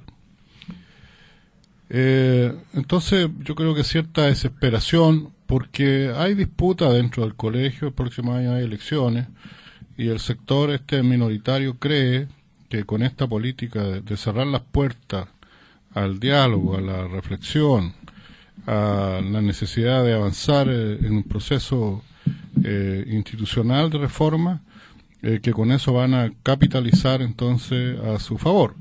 Y entonces queda de lado el interés por la reforma y aparece como más importante un interés particular, ¿eh? Ahora, afortunadamente, yo diría afortunadamente, el presidente Jaime Gajardo ha mantenido en esto una actitud como debe ser, creo yo, la de un dirigente, que no se ha apartado de las resoluciones de las asambleas, que ha seguido la pauta de las consultas que se han hecho, a pesar de que él puede tener una posición distinta, porque lo que Gajardo tiene de distinto es que, estando por la movilización, piensa que al mismo tiempo que hay movilización debe haber diálogo. Y creo que eso es lo que ocurre en cualquier gremio, en cualquier sindicato, que mientras se está luchando, se está movilizando, al mismo tiempo se está dialogando, buscando el diálogo para encontrar salida, ¿no?, a la crisis o al conflicto. Y en este caso se trata de eso, y yo creo que Jaime Gajardo ha cumplido eso con creces, ¿no? Hasta arriesgando, no sé, pues lo que él ha tenido siempre, la mayoría de adhesión del colegio. O sea, él ha arriesgado a tener costos, pero no le ha importado y lo ha hecho porque evidentemente es muy importante sacar ahora esta carrera docente, porque si votábamos en contra de la idea de legislar en el Parlamento, no se podía discutir este tema hasta un año más. Y por ejemplo, yo he escuchado claramente a uno de los dirigentes, a Mario Golar, decir, no importa que esperemos un año más. O sea, seguimos sometiendo a los profesores a la situación de agobio, de indignidad incluso que sufren hoy día, y nos damos un plazo de un año más. ¿Y quién asegura que en un año más vayamos a tener las condiciones de hoy para legislar sobre carrera docente y que vayamos a tener financiamiento? Nadie lo asegura, o que no cambien las condiciones políticas. Por eso nosotros por lo menos vimos la necesidad de que esto se aprobara, la idea de legislar en la Cámara de Diputados. Y aprobada la idea de legislar, bueno, ahora lo que cabe es exigir que se cumpla con lo que se comprometió el Ejecutivo, el Ministerio de Educación, y que son transformaciones que yo diría que cumplen casi en un 100% con el petitorio que todos los dirigentes, porque aquí hay que aclarar una cosa. Cuando se inició el diálogo en la Cámara de Diputados, cuando la Comisión de Educación, yo diría con un muy buen propósito, vio que no había diálogo entre el Ejecutivo y los profesores, ofreció abrir entonces el diálogo en la Cámara, lo que fue aceptado por ambas partes. Sin embargo, en el Colegio de Profesores, cuando se planteó esto, porque acordémonos que la Asamblea, o mejor dicho, la consulta que se hizo nacional acordó el retiro del proyecto, Jaime Gajardo y los dirigentes de la nueva mayoría plantearon, bueno, ¿y para qué vamos a ir al Congreso si la mayoría está por el retiro? Y pusieron eso sobre la mesa. Pero sin embargo fueron Aguilar y Vázquez que dijeron, no, pero que ¿cómo no vamos a ir? Entonces ellos fueron inconsecuentes. Bueno, pero ya como estaba también entonces la llamada disidencia que estaba por el retiro, fíjense la contradicción, aceptó ir a la Cámara de Diputados, entonces fueron todos y presentaron un documento con 11 puntos. Y de esos 11 puntos, la mayoría están ya cumplidos o que se van a cumplir de acuerdo a los protocolos que están firmados, que están comprometidos por el gobierno.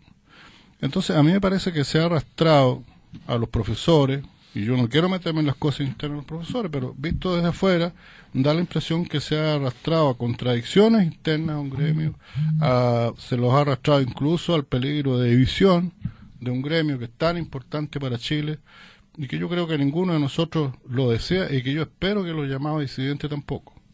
Pero hay actitudes que de ellos, esto como llamar a una asamblea paralela, o llamar a una consulta para el día lunes, que no ha sido refrendada mayoritariamente, porque ellos inventaron una asamblea, pero con minoría de delegados, o sea, no les dan quórum.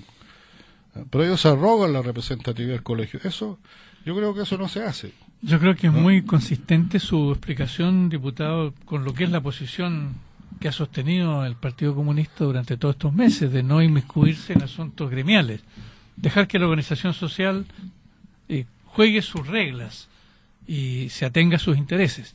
Sin embargo, aquí claramente estamos viendo una situación política en que desde fuera, desde sectores políticos, se está actuando sobre el gremio. A mí me ha llamado mucho la atención estas declaraciones de apoyo de dirigentes de los partidos políticos de la UDI y de Renovación Nacional, de apoyo explícito a las posiciones de la llamada disidencia. Eso es una inmiscusión política directa. Vi también claramente, que usted lo ha recordado, hubo una tremenda gestión de la Comisión de Educación de la Cámara que preside Camila Vallejo, y que logró con esto abrir ese diálogo, y sin embargo de alguna manera se trató de empañar esa gestión de Camila Vallejo, diciendo que había fracasado y que la propia comisión había rechazado los avances logrados. Entonces ahora, hay claramente motivaciones políticas ahí. Otra cosa que tiene que quedar bien clara. En la comisión no hubo rechazo a la idea de legislar. Nadie votó en contra de la comisión. O no sé si hubo un voto en contra de derecha. No hubo ni un voto en contra. Fue una abstención. Porque aquí hay que tener claro, no se atreven a votar en contra. Aquellos que están en contra no se atreven a votar en contra, porque es una reforma necesaria y sentida en el país. No se atreven.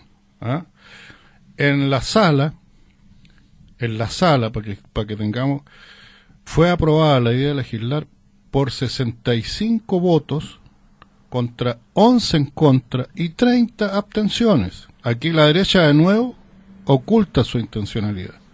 No se atreve a votar en contra, no se atreve, porque es una buena reforma y porque los argumentos son muy contundentes en pro de la idea de legislar, eran muy contundentes.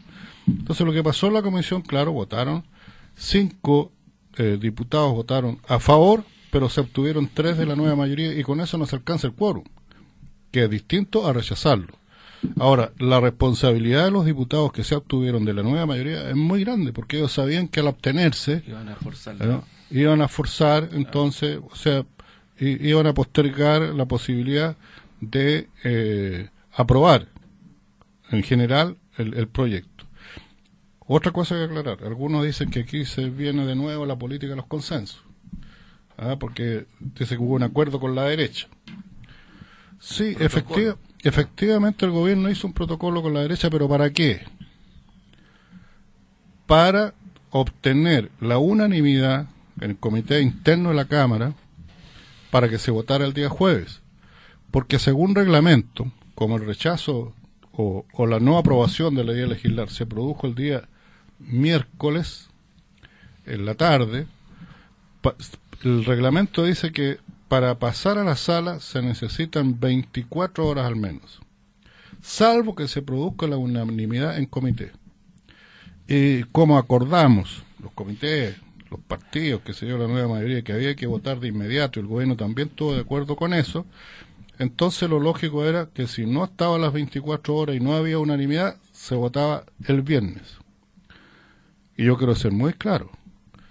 La unanimidad que dio la derecha, que se aprovechó y dijo firmemos este protocolo sobre algo que ya estaba otorgado por el Ministerio de Educación, que era el 60-40 de las horas lectivas y no lectivas, que ya estaba otorgado, o sea, no era ninguna novedad, nosotros por eso no firmamos el protocolo, ese acuerdo era solo para conseguir la unanimidad. ¿Pero por qué lo dio la derecha? Más que por el protocolo. ¿Y por qué lo dio también Boris, que fue muy crítico? Dijo que había una brutal presión y que ellos habían dado la unanimidad. ¿A quién los presionó ellos? Nadie los presionó. A los independientes, había una independiente que estaba ahí, nadie los presionó. ¿Pero por qué? Y el mismo Boric lo dice, ¿por qué? Porque él tenía que viajar a Punta Arenas, entonces no podía estar acá el viernes. Solo por eso dimos la unanimidad, si no, no la habríamos dado. Y los de derecha igual, porque ellos viajan, entonces no les gusta que les corten el fin de semana. Y no querían ir el viernes a legislar al Parlamento. Eso es todo. Para que seamos también claros y precisos, situaciones que no se informan bien a la opinión pública y que bueno que los conozca. Hay muchas cosas de reglamento interno, cosas que no se saben de la Cámara, pero que aquí lo que nosotros quisimos era dar una señal clara que la carrera docente en Chile se va a aprobar y que va a haber carrera docente. Y que la mayoría de las cosas que cuando comenzó el movimiento de los profesores no estaban claras, se han ido aclarando absolutamente. Y por lo tanto yo digo, el movimiento de los profesores fue justo, no ha sido injusto. El tema es cuánto se prolonga. Y nosotros no votamos a favor de la carrera docente para que termine el paro. Eso lo van a decidir los profesores. No sé cómo lo van a hacer ahora, tienen asamblea el lunes, ahí tendrán que decidir. De lo que yo sé, sí que se están bajando ya masivamente el paro los profesores. Hoy día aparece algo de Puente Alto, que... Yo estuve en Quinta Normal ayer también, estuve conversando ahí en el cónclave de Santiago, la nueva mayoría, que había, no sé, como 600, 700 delegados. En el momento pic. Que había muchísimos profesores, Mucho.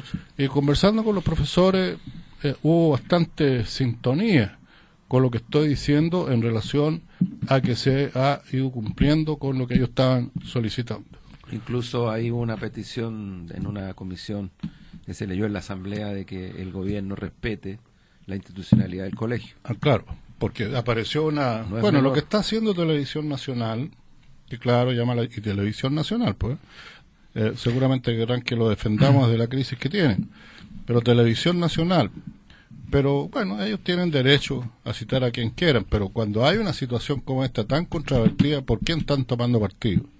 Claramente hoy día en Estado Ese es el Nacional, asunto. en Televisión Nacional, Y yo está quiero invitado decir Mario que Aguilar. incluso la ministra que dice estoy dispuesta a hablar con la disidencia en medio de esta disputa que hay al interior del colegio. ¿Por qué ella se mete al interior del colegio? No tiene que meterse.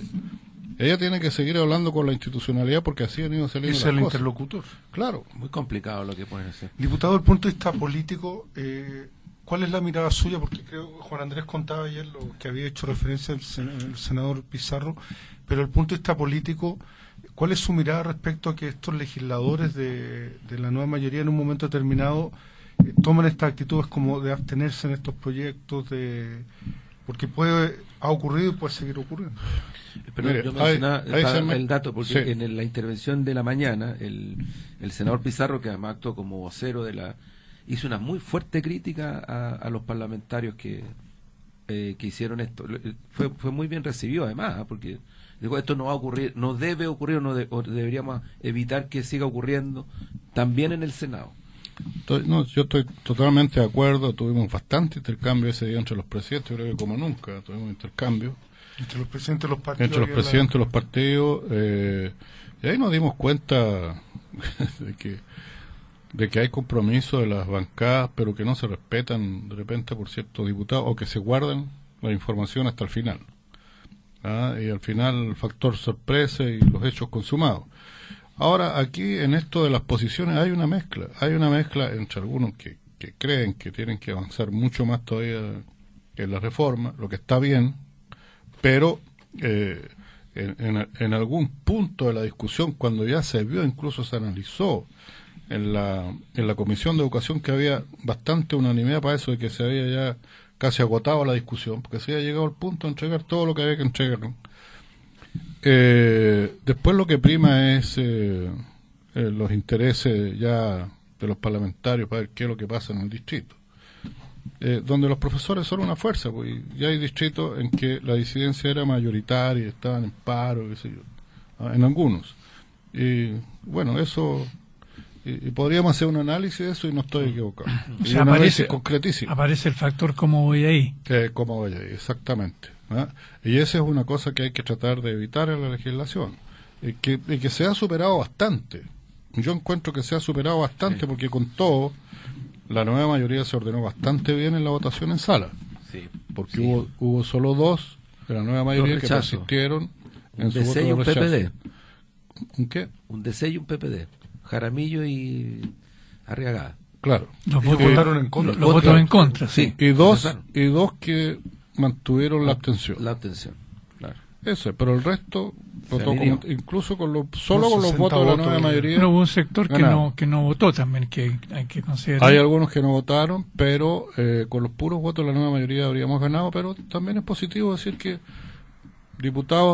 varios diputados de derecha, con 4 o 5, votaron también a favor de la idea legislar, lo que no es malo. Claro, que no se abstuvieron, sino que No, votaron es que a ellos se favor. convencieron de que es un buen programa, un buen proyecto. ¿Ah? Otros rotundamente hablaron contra el proyecto de la derecha, pero Claro, no se si atrevieron hay- a votar en contra. Fíjese usted. ¿Ah? Es importante lo que señala el diputado. Hay que atreverse a dar la cara. Y claramente en este caso la derecha no se atreve a dar la cara públicamente. Lo hace de manera Ahora, emboscada. hay que aclarar otra cosa. Con esto no está finiquitado el proyecto, porque algunos dicen que con esto aquí ya listo, estamos listos. No, ahora viene la discusión punto por punto, artículo por artículo en la comisión, la discusión en particular. Vuelve a la comisión. Y aquí volvió a la comisión. Y aquí nosotros entonces, la bancada nuestra y la bancada de la América, nos vamos a jugar, primero porque el gobierno envíe las indicaciones que se comprometió a enviar. Incluso todavía, por ejemplo, nosotros creemos que todavía hay puntos que se pueden perfeccionar más en favor de los profesores. Y eso nosotros lo vamos a hacer y lo vamos a seguir haciendo.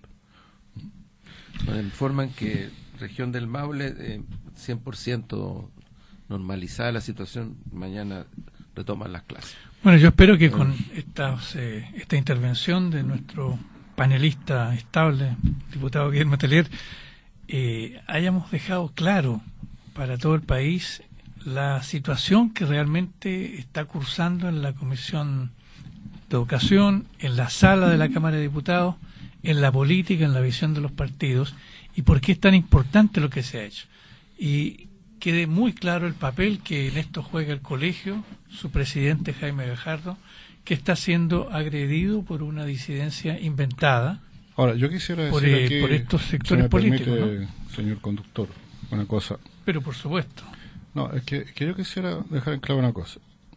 Yo espero que los dirigentes de la disidencia, en este caso Darío Vázquez y Aguilar, a quienes yo conozco, no tengo nada personal contra ellos, al contrario. ¿Ah? Sé que son dirigentes, han sido luchadores, son luchadores, son figuras del magisterio también, pero espero que ellos no estén avalando las acciones de violencia contra los dirigentes y sobre todo contra los dirigentes comunistas y también contra los socialistas, hay que decirlo. Hay un socialista que recibió un trato realmente intolerable. Con esas cosas no se juega, es decir, aprovecharse de una posición o dejarse llevar y aprovechar eso que hacen algunos, que sabemos que es un grupo que se anda trasladando de gente de lado a lado, organizado, para eso, para ir a generar eso, confrontación violenta. Entonces yo espero que ellos no avalen esto y ojalá saliera una declaración pública de ellos. Ojalá pareciera, porque si no las cosas se ponen muy turbias para adelante. No es la forma de proceder.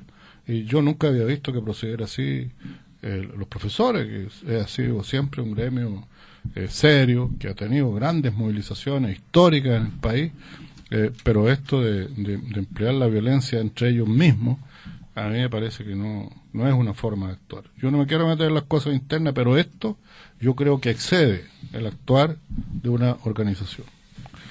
Diputado, yo le quería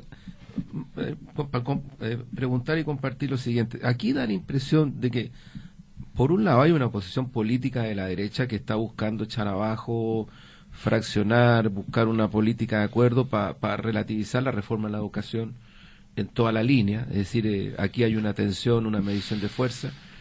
Lo que va a venir seguramente respecto a la otra reforma de la educación puede tener la misma característica. Yo tengo la impresión que ellos van a irse contra la reforma, la desmunicipalización, la reforma de la educación superior, en fin, lo que viene, que son cuestiones muy de fondo. Y por otro lado también hay una oposición política de un sector que que tiene la idea de que esto profundiza el neoliberalismo. Por lo tanto, son reformas que en vez de reformar, lo que hacen es reafirmar. ¿Cómo se abre paso en ese escenario la situación? No solamente respecto de lo que ocurre ahora, sino que lo que viene, porque de acuerdo a lo que el gobierno tiene planteado, los proyectos de ley respecto a educación superior y de municipalización entran ahora, digamos. Claro. Yo creo que de una u otra manera nosotros estamos en un proceso de desarticulación de una institucionalidad que apoya el sistema neoliberal que fue implantado bajo la dictadura. Yo creo que la reforma del sistema electoral es una cosa como esa, la reforma del sistema laboral también, la reforma tributaria también, aunque no se quiera, la descentralización del Estado, ser una cosa muy importante, la nueva Constitución tiene que tener capítulos que evidentemente rompan el statu quo que ha imperado hasta ahora, que es la plena vigencia del neoliberalismo. Eso no quiere decir que el neoliberalismo se vaya a acabar en su expresión más aguda en Chile todavía. Yo creo que eso es un proceso, pero de ahí a decir que entregarle educación gratuita a los estudiantes a todos los niveles es profundizar el neoliberalismo, a mí me parece que está muy lejos de ser la realidad, ¿no?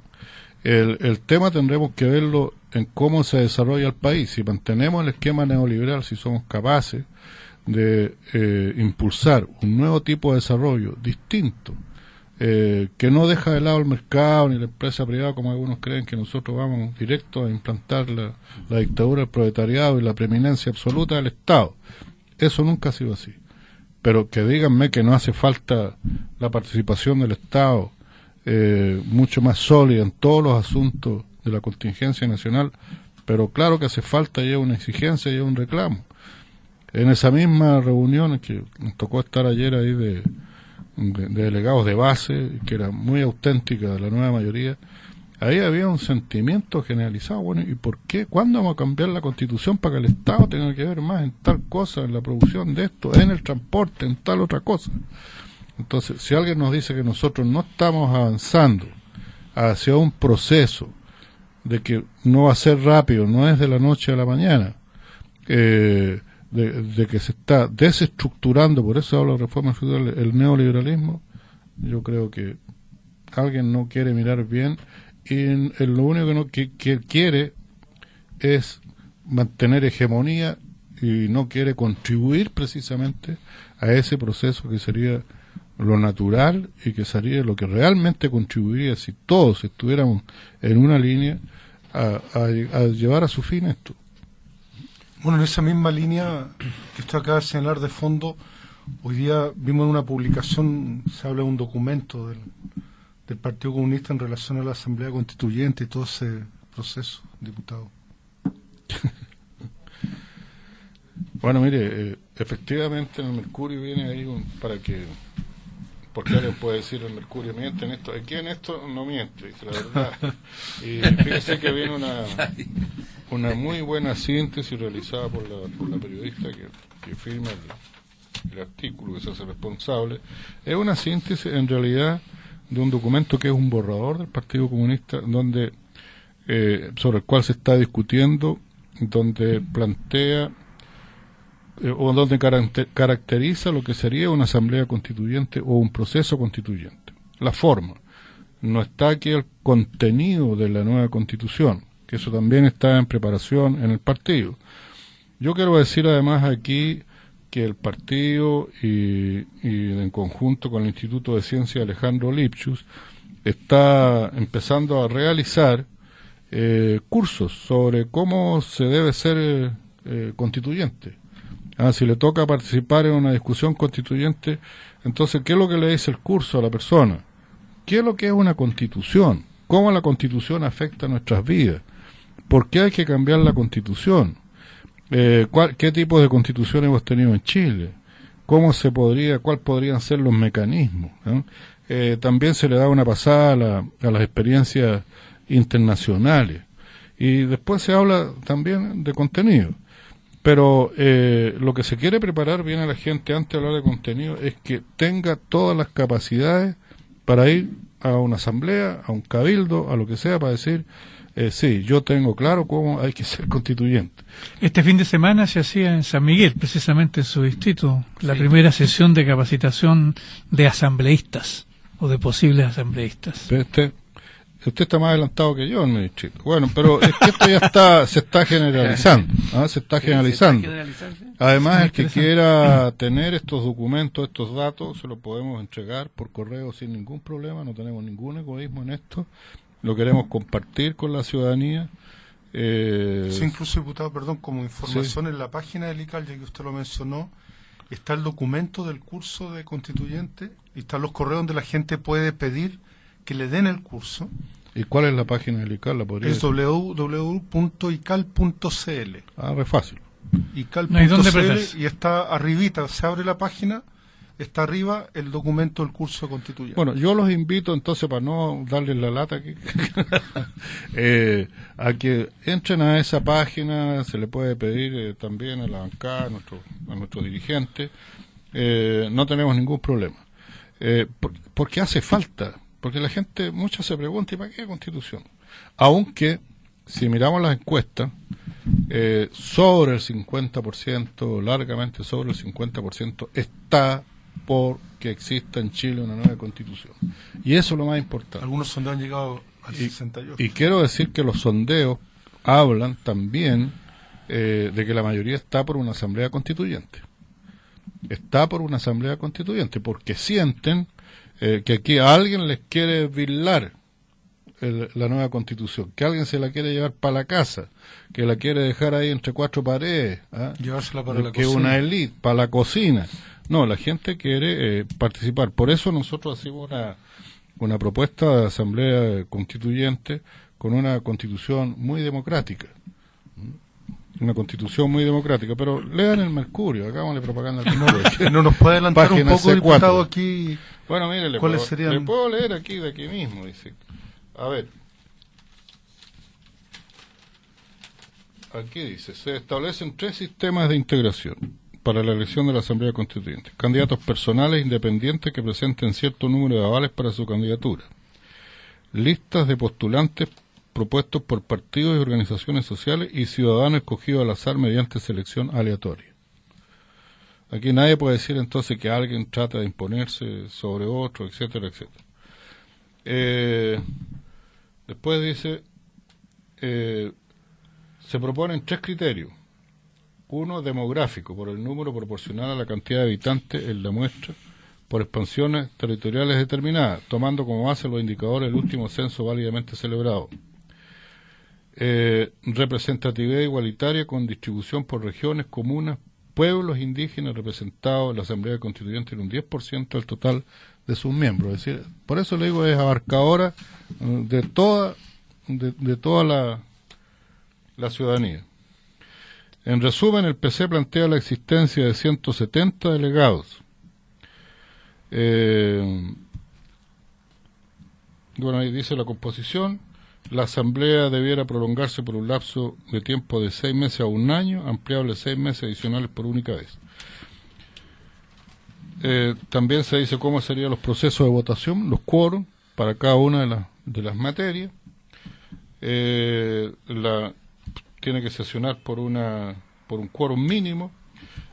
Lo que discuta la asamblea, bueno, esto se le entrega a la presidenta de la República y ella tendrá que someterlo a plebiscito o siquiera a discusión también del Congreso, pero ahí habrá que ver que el Congreso no le corte la cola, ¿no?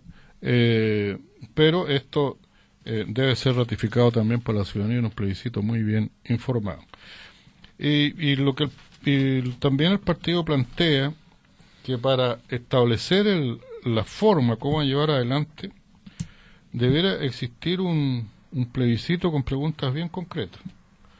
Espérese si lo pillo por aquí. Dice, la propuesta del PC plantea realizar una reforma constitucional que permita al presidente de la República convocar a plebiscito dice, reemplazas el artículo 32, número 4 por el siguiente: convocar a plebiscito en los casos en que corresponda conforme a la Constitución y a las leyes. El presidente podrá convocar a plebiscito la elaboración de una nueva Constitución y el mecanismo por el cual podrá establecerse. El presidente podrá convocar en todo caso a plebiscito una cantidad limitada de 2 veces por año. No se podrá convocar a plebiscito una materia que ya se haya plebiscitado anteriormente. Se está proponiendo, entre otras cosas, cómo hacer una consulta. Dice, se está proponiendo que se instale una tercera urna junto a la urna de alcalde y de concejales, en el cual el Ejecutivo pueda realizar las siguientes preguntas. Es decir, no estamos preguntando solo sobre la Asamblea Constituyente, sino que estamos dispuestos a someternos a una consulta en que se consulte sobre lo siguiente. Las alternativas son: A, una Constitución elaborada por el Congreso, ratificada por la Comisión de Constitución. Ese sería un punto. B, elaborada por una comisión de expertos ratificada por el Congreso. C, elaborada por el Congreso, ratificada por el soberano. El soberano, el pueblo, por si acaso, porque muchos preguntan, ¿y quién es el soberano? Pueblo. Piensan en un rey, en alguien. No es el rey, ni el soberano es el pueblo. Popular. ¿Ah? Y eso lo dice la Constitución. Claro. Los diputados, los senadores somos representantes del pueblo, que nos dan un grado de representación de la voluntad del pueblo. Y D, elaborada por una asamblea constituyente ratificada por el soberano. Bueno, eso es a rasgos generales lo que plantea el Partido Comunista en que es un borrador, se los quiero dejar en claro. Oye, diputado, se tiró al agua. En esta semana no es solo la única propuesta que ha salido del Partido Comunista, pero también se propuso realizar un encuentro. Al principio del programa hablábamos de que cambiar la palabra cónclave por encuentro, pero se propuso también realizar un cónclave o encuentro específico para ver el tema de la nueva Constitución. ¿Cuál es el argumento respecto a eso? El argumento es el siguiente. Ustedes han visto que han salido ya varios documentos. Tiene documento el Partido Socialista, tiene documento la Democracia Cristiana, han habido opiniones de personas en particular, del ministro del Interior, habló la presidenta el otro día por una radio, donde se han hecho distintos planteamientos. Hay movimientos por la Asamblea Constituyente, hay una bancada transversal de Asamblea Constituyente en la que hay casi 60 entre diputados y diputadas y senadores. Entonces, yo diría que hay un cuadro diverso. Y lo que vimos en el comité político, que esa propuesta, claro, yo la hice porque veía que en el cónclave o reunión o lo que se llame, el tema a debatir es fundamental, es que se quede muy bien especificado el camino a seguir. Es decir, en este camino de realismo sin renuncia, que se diga exactamente qué es lo que es el realismo. Sin renuncia lo entendemos perfectamente. Pero ¿cuál es el realismo? Y como se ha ido explicando, de a poco se ha ido aclarando, aparece como la jerarquización de cómo llevar adelante los cambios, las reformas. No sacar la reforma para el lado como se entendió en un comienzo. De las primeras manifestaciones el ministro de Hacienda daba la impresión de que aquí se acababa todo, lo cual también trajo respuestas complejas, ¿no? Pero como que ese camino ya se ha ido despejando lo que queremos ver en el cónclave. Pero como la Constitución, por así decir, es un capítulo aparte y muy importante y muy complejo de encarar, lo que veíamos que lo mejor es tener algún grado de acuerdo de cómo hacerlo. Y para eso lo mejor era no discutir esto porque se iba a comer todo el cónclave del día 3 y trasladarlo a un cónclave especial sobre Constitución. Y creo que lo amerita, pues. Cambiar la Constitución amerita una discusión especial del gobierno de la nueva mayoría para ponernos de acuerdo y que no se trate como cualquier reforma. es una reforma de fondo en la Carta Magna. La crucial. Es lo que nos va a regir nuestras vidas por 30 o no sé cuántos años más. Claro. Diputado, yo le quería consultar por lo siguiente. Claro, si uno seguía por alguna encuesta, incluso ayer en la reunión de la nueva mayoría, la mayoría de los que se plantearon o los que hicieron expresión de cierta posición respecto de esto, apuntaban obviamente a la nueva constitución, eso es, pero además asamblea constituyente. Yo diría que la pregunta es con qué fuerza y cómo se hace el proceso, pensando que esta es una iniciativa o esta es una propuesta que si bien es compartida en algunos niveles, en otros simplemente no, definitivamente. O sea, yo diría que, y tomando en cuenta también, le incorporo esto como elemento, digamos, para que usted lo considere el análisis, tomando en cuenta la crisis de representación que en este país existe, que es real. Nadie puede decir que no hay crisis de representación, y en ese marco la crisis de representación que está afectando principalmente a los partidos políticos por un lado y por otro lado a la institucionalidad política, es decir, el Parlamento. ¿Cómo ve usted este cuadro? O sea, ¿cómo se puede? Estoy pensando en el escenario, en el mejor escenario, el más democrático, el que implicaría que efectivamente se llegue a Chile, inéditamente en su historia, a una asamblea constituyente, a plebiscito y a una nueva constitución por ese recorrido. Mire, yo encuentro que debieron buscar bien los caminos, porque el camino de los cabildos, que en realidad son asambleas de base, de comunas, de provincias, creo que es como está planteado, y de regiones, puede transformarse en un camino complejo, porque todas estas diferencias que nosotros vemos un poquito en las alturas, es evidente que también están abajo, ¿verdad? Y también hay un sentimiento popular, y ese sentimiento puede expresarse. Y si ese sentimiento que se va a expresar allí no es bien recogido, bien sintetizado, y que realmente sea representativo el sentimiento popular, creo que ahí estaríamos en un brete. Entonces hay que actuar con paso firme. Yo veo que no son contradictorios el hacer cabildo, asambleas de base, por ejemplo, con una asamblea constituyente. No tiene. Y pudiera verse que de ahí mismo salgan delegados. Y la asamblea constituyente, como se ve, no es vinculante. Es la que redacta un proyecto. Y ese proyecto, la presidenta la que tiene que determinar entonces cuál es el proceso que sigue. Lo que sí que tiene que terminar en un plebiscito, y ese sí que es vinculante. O sea, lo que diga el plebiscito, eso sí que es absolutamente vinculante. Por eso es que yo diría, por razones de tiempo, de la profundidad del tema, es que muchos están pensando y no le cerramos la puerta, porque nunca se ha dicho que el proceso constituyente terminaba en este periodo. Claro, eso no se ha dicho en el programa. Pero sí. Además, algunos que quisieran que terminara para hacer una cosa cortita. Claro, lo que quiere es una cosa cortita. Pero claro, lo ideal habría sido terminarlo en este proceso. Claro. Pero habría sido lo ideal. Pero con todo esto que usted dice que ha pasado, con esta crisis política, en que lo que está cuestionado en realidad no es el cambio de constitución, por la encuesta se ve que no es eso lo que está cuestionado. Lo que está cuestionado es la credibilidad de las instituciones actuales para llevar adelante un proceso democrático como este. Y por eso es que algunos dicen, bueno, viene una elección con sistema proporcional que establecerá un parlamento mucho más representativo, democráticamente representativo, ¿ya? Y que pudiera allanarse incluso a buscar las formas institucionales para hacer esto lo más democrático, transparente y con mayor participación ciudadana.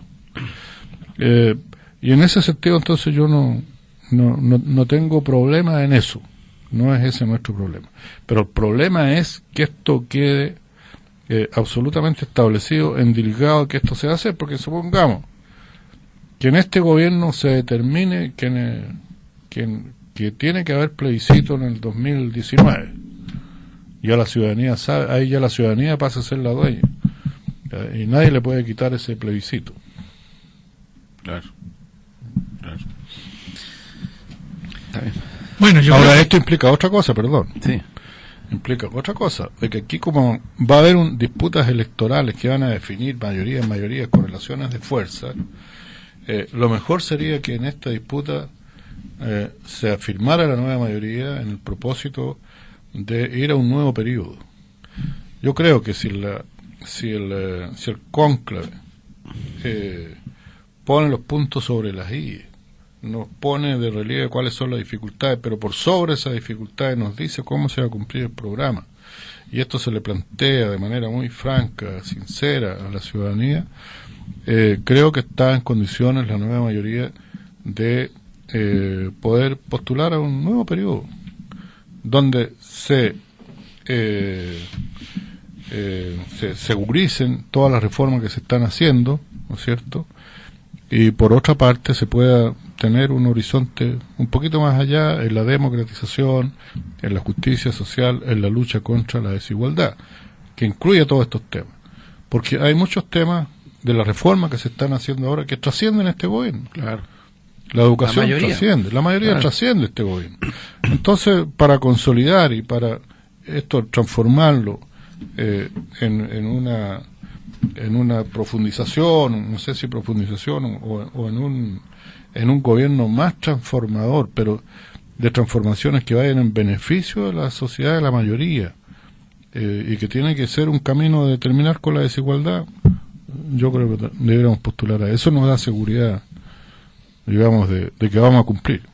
Ahora, diputado, esto tiene que ver con los plazos. En ese sentido, lo que usted está planteando es que lo básico es asegurar cuestiones como el mecanismo, el que vaya a haber un plebiscito, porque uno ve los procesos en otros países, en Colombia, en Ecuador, en Bolivia, se demoraron 2, 3, hasta 5 años en todo el proceso sí, de la claro, Constitución. No, por eso lo digo. Pero eso tiene que irse despejando. Por eso que era bueno partir, creo yo, con un cónclave especial sobre nueva Constitución. Y a mí me parece, ayer, lo que yo vi en esta gran asamblea de base de la nueva mayoría, que el sentimiento absolutamente mayoritario es participar de conjunto ya en las elecciones municipales. Así es. Ese es el sentimiento. Ese es un sentimiento, claramente, pero una voluntad política. Sí, yo lo vi fortísimo. Así es. Y hay que escuchar lo que dice la base. No, yo creo que claramente se produce aquí un divorcio entre lo que son las comunicaciones sobre la política de lo que es la política real que se expresa en la base. Eso se pone de manifiesto en asambleas como esta de ayer, o en las reuniones que uno ve que se realizan en distintos lugares del país. Y es porque ahí vale lo que dices tú, se informa mal o se desinforma, ¿no? O sea, se tiende a crear la visión de que los ciudadanos no tienen nada que ver en su pensamiento con la política, pero asambleas como la de ayer muestran todo lo contrario, la importancia que esos ciudadanos le dan precisamente a la política. Y en este caso específico lo que señalaba el diputado Telier en el sentido de la prolongación de la nueva mayoría, como conglomerado. Así es. Y el aspirar a ganar las municipales, las parlamentarias y la presidencial. Y la de intendente. Y la de intendentes, que viene el proyecto con urgencia. Así es. A algunos les produce mucha inquietud, a otros no. Y poder ganar el plebiscito finalmente. Sí.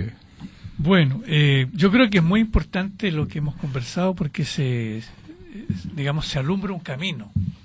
Y como bien se dice, lo importante es tener claro los objetivos, las metas. Los plazos se pueden ir ajustando a lo que la correlación de fuerzas permita, a lo que la gente quiere. Pero hay que saber para dónde uno quiere endilgar, como dijo el diputado. Y en ese sentido creo que hay un avance muy grande en estos planteamientos concretos sobre cómo abordar el gran tema de la reforma constitucional, la nueva constitución y su mecanismo. La madre de todas las reformas. La madre de todas las reformas. Presidente, quiero llevarlo a un tema un poco diferente, pero que tiene mucha relación con lo que es esta visión de nueva constitución. Durante la semana se rompió por primera vez en estos últimos años el llamado Pacto del Silencio, y un conscripto que participó en los sucesos que llevaron a la muerte a Rodrigo Rojas de Negri y a quedar con gravísimas heridas a Carmen Gloria, habló la verdad o su verdad respecto de ese hecho terrible. Y tuvo una repercusión política, por cierto, pero también tuvo una repercusión judicial muy importante, porque el ministro Carroza ordenó la detención y somete a proceso a varios de los que son involucrados en esta situación. Hay una situación específica respecto del caso de Rodrigo Rojas de Negri, pero hay una más general que tiene que ver con la ruptura del pacto del silencio. ¿Cuál es la opinión que tiene el Partido Comunista sobre estos hechos? Bueno, este pacto del silencio ya se había roto en otra oportunidad. Para nosotros muy triste haber conocido ese capítulo que permitió conocer la casa de tortura de Simón Bolívar, que no era casa de tortura, era casa de exterminio, porque ahí habló también uno de los personajes que estuvo dentro y que participó y que fue testigo. ¿Y por qué lo hizo? Bueno, porque la conciencia seguramente los impulsaba a hablar, porque a veces la conciencia propia es más fuerte que la presión de otros. Claro, uno piensa los que han cometido tales tropelías, cómo tienen conciencia. El tema es que ha habido personas que han estado obligadas incluso ahí. Nosotros conocemos de conscriptos, de suboficiales que han estado obligados. Uno mismo, cuando estuve torturado, uno se da cuenta que había conductas distintas, y en los campos de concentración igual, porque bueno, somos seres humanos. Pero lo que yo reclamo aquí es que esto no debiera ser una cosa individual, sino que debiera ser algo institucional, y que debiera expresarse la voluntad política de los altos mandos. Que yo escuché una información que dio el ministro de Defensa, que el ejército estaba colaborando con todo en el caso Quemado. Está bien, pero yo creo que debiera expresarse mucho más abierto un sentido de colaboración, de ayudar a romper los pactos de silencio, de abrir las puertas a la investigación, en los registros que existan, etcétera, etcétera, que a lo mejor se ha hecho, pero creo que vale la pena que esto se ofrezca al país para hacerlo mucho más exhaustivamente, y que sean personeros incluso pueden ser de comisiones de derechos humanos, de organismos internacionales, los que vengan a hacer ese tipo de investigación, pero lo que es deseable hoy es que esa voluntad exista de parte de aquellos que tuvieron la máxima responsabilidad. Yo no estoy diciendo que los actuales altos oficiales estén implicados en esto, no estoy diciendo eso, pero sí ellos tienen la responsabilidad de dirigir una institución tan importante como el país, y no puede ser que esa institución siga en entredicho ante la ciudadanía, porque no hay una palabra clara precisamente hoy de esa institución. Diputado, sobre este mismo tema, es impresionante lo que ocurre en Chile. Además estamos cerca de septiembre, se producen situaciones, porque hace unos días atrás se vuelve a reponer esta situación del tema de los pactos de silencio y la información no abierta o no entregada, por algo que ya se había dicho antes, pero ahora lo denuncia y lo devela la ex senadora Carmen Frey, respecto de información que tendrían los altos mandos de situaciones que tienen que ver con violaciones gravísimas a los derechos humanos en todos los niveles. O sea, estamos hablando de una situación que apunta mucho a una política de exterminio y represión.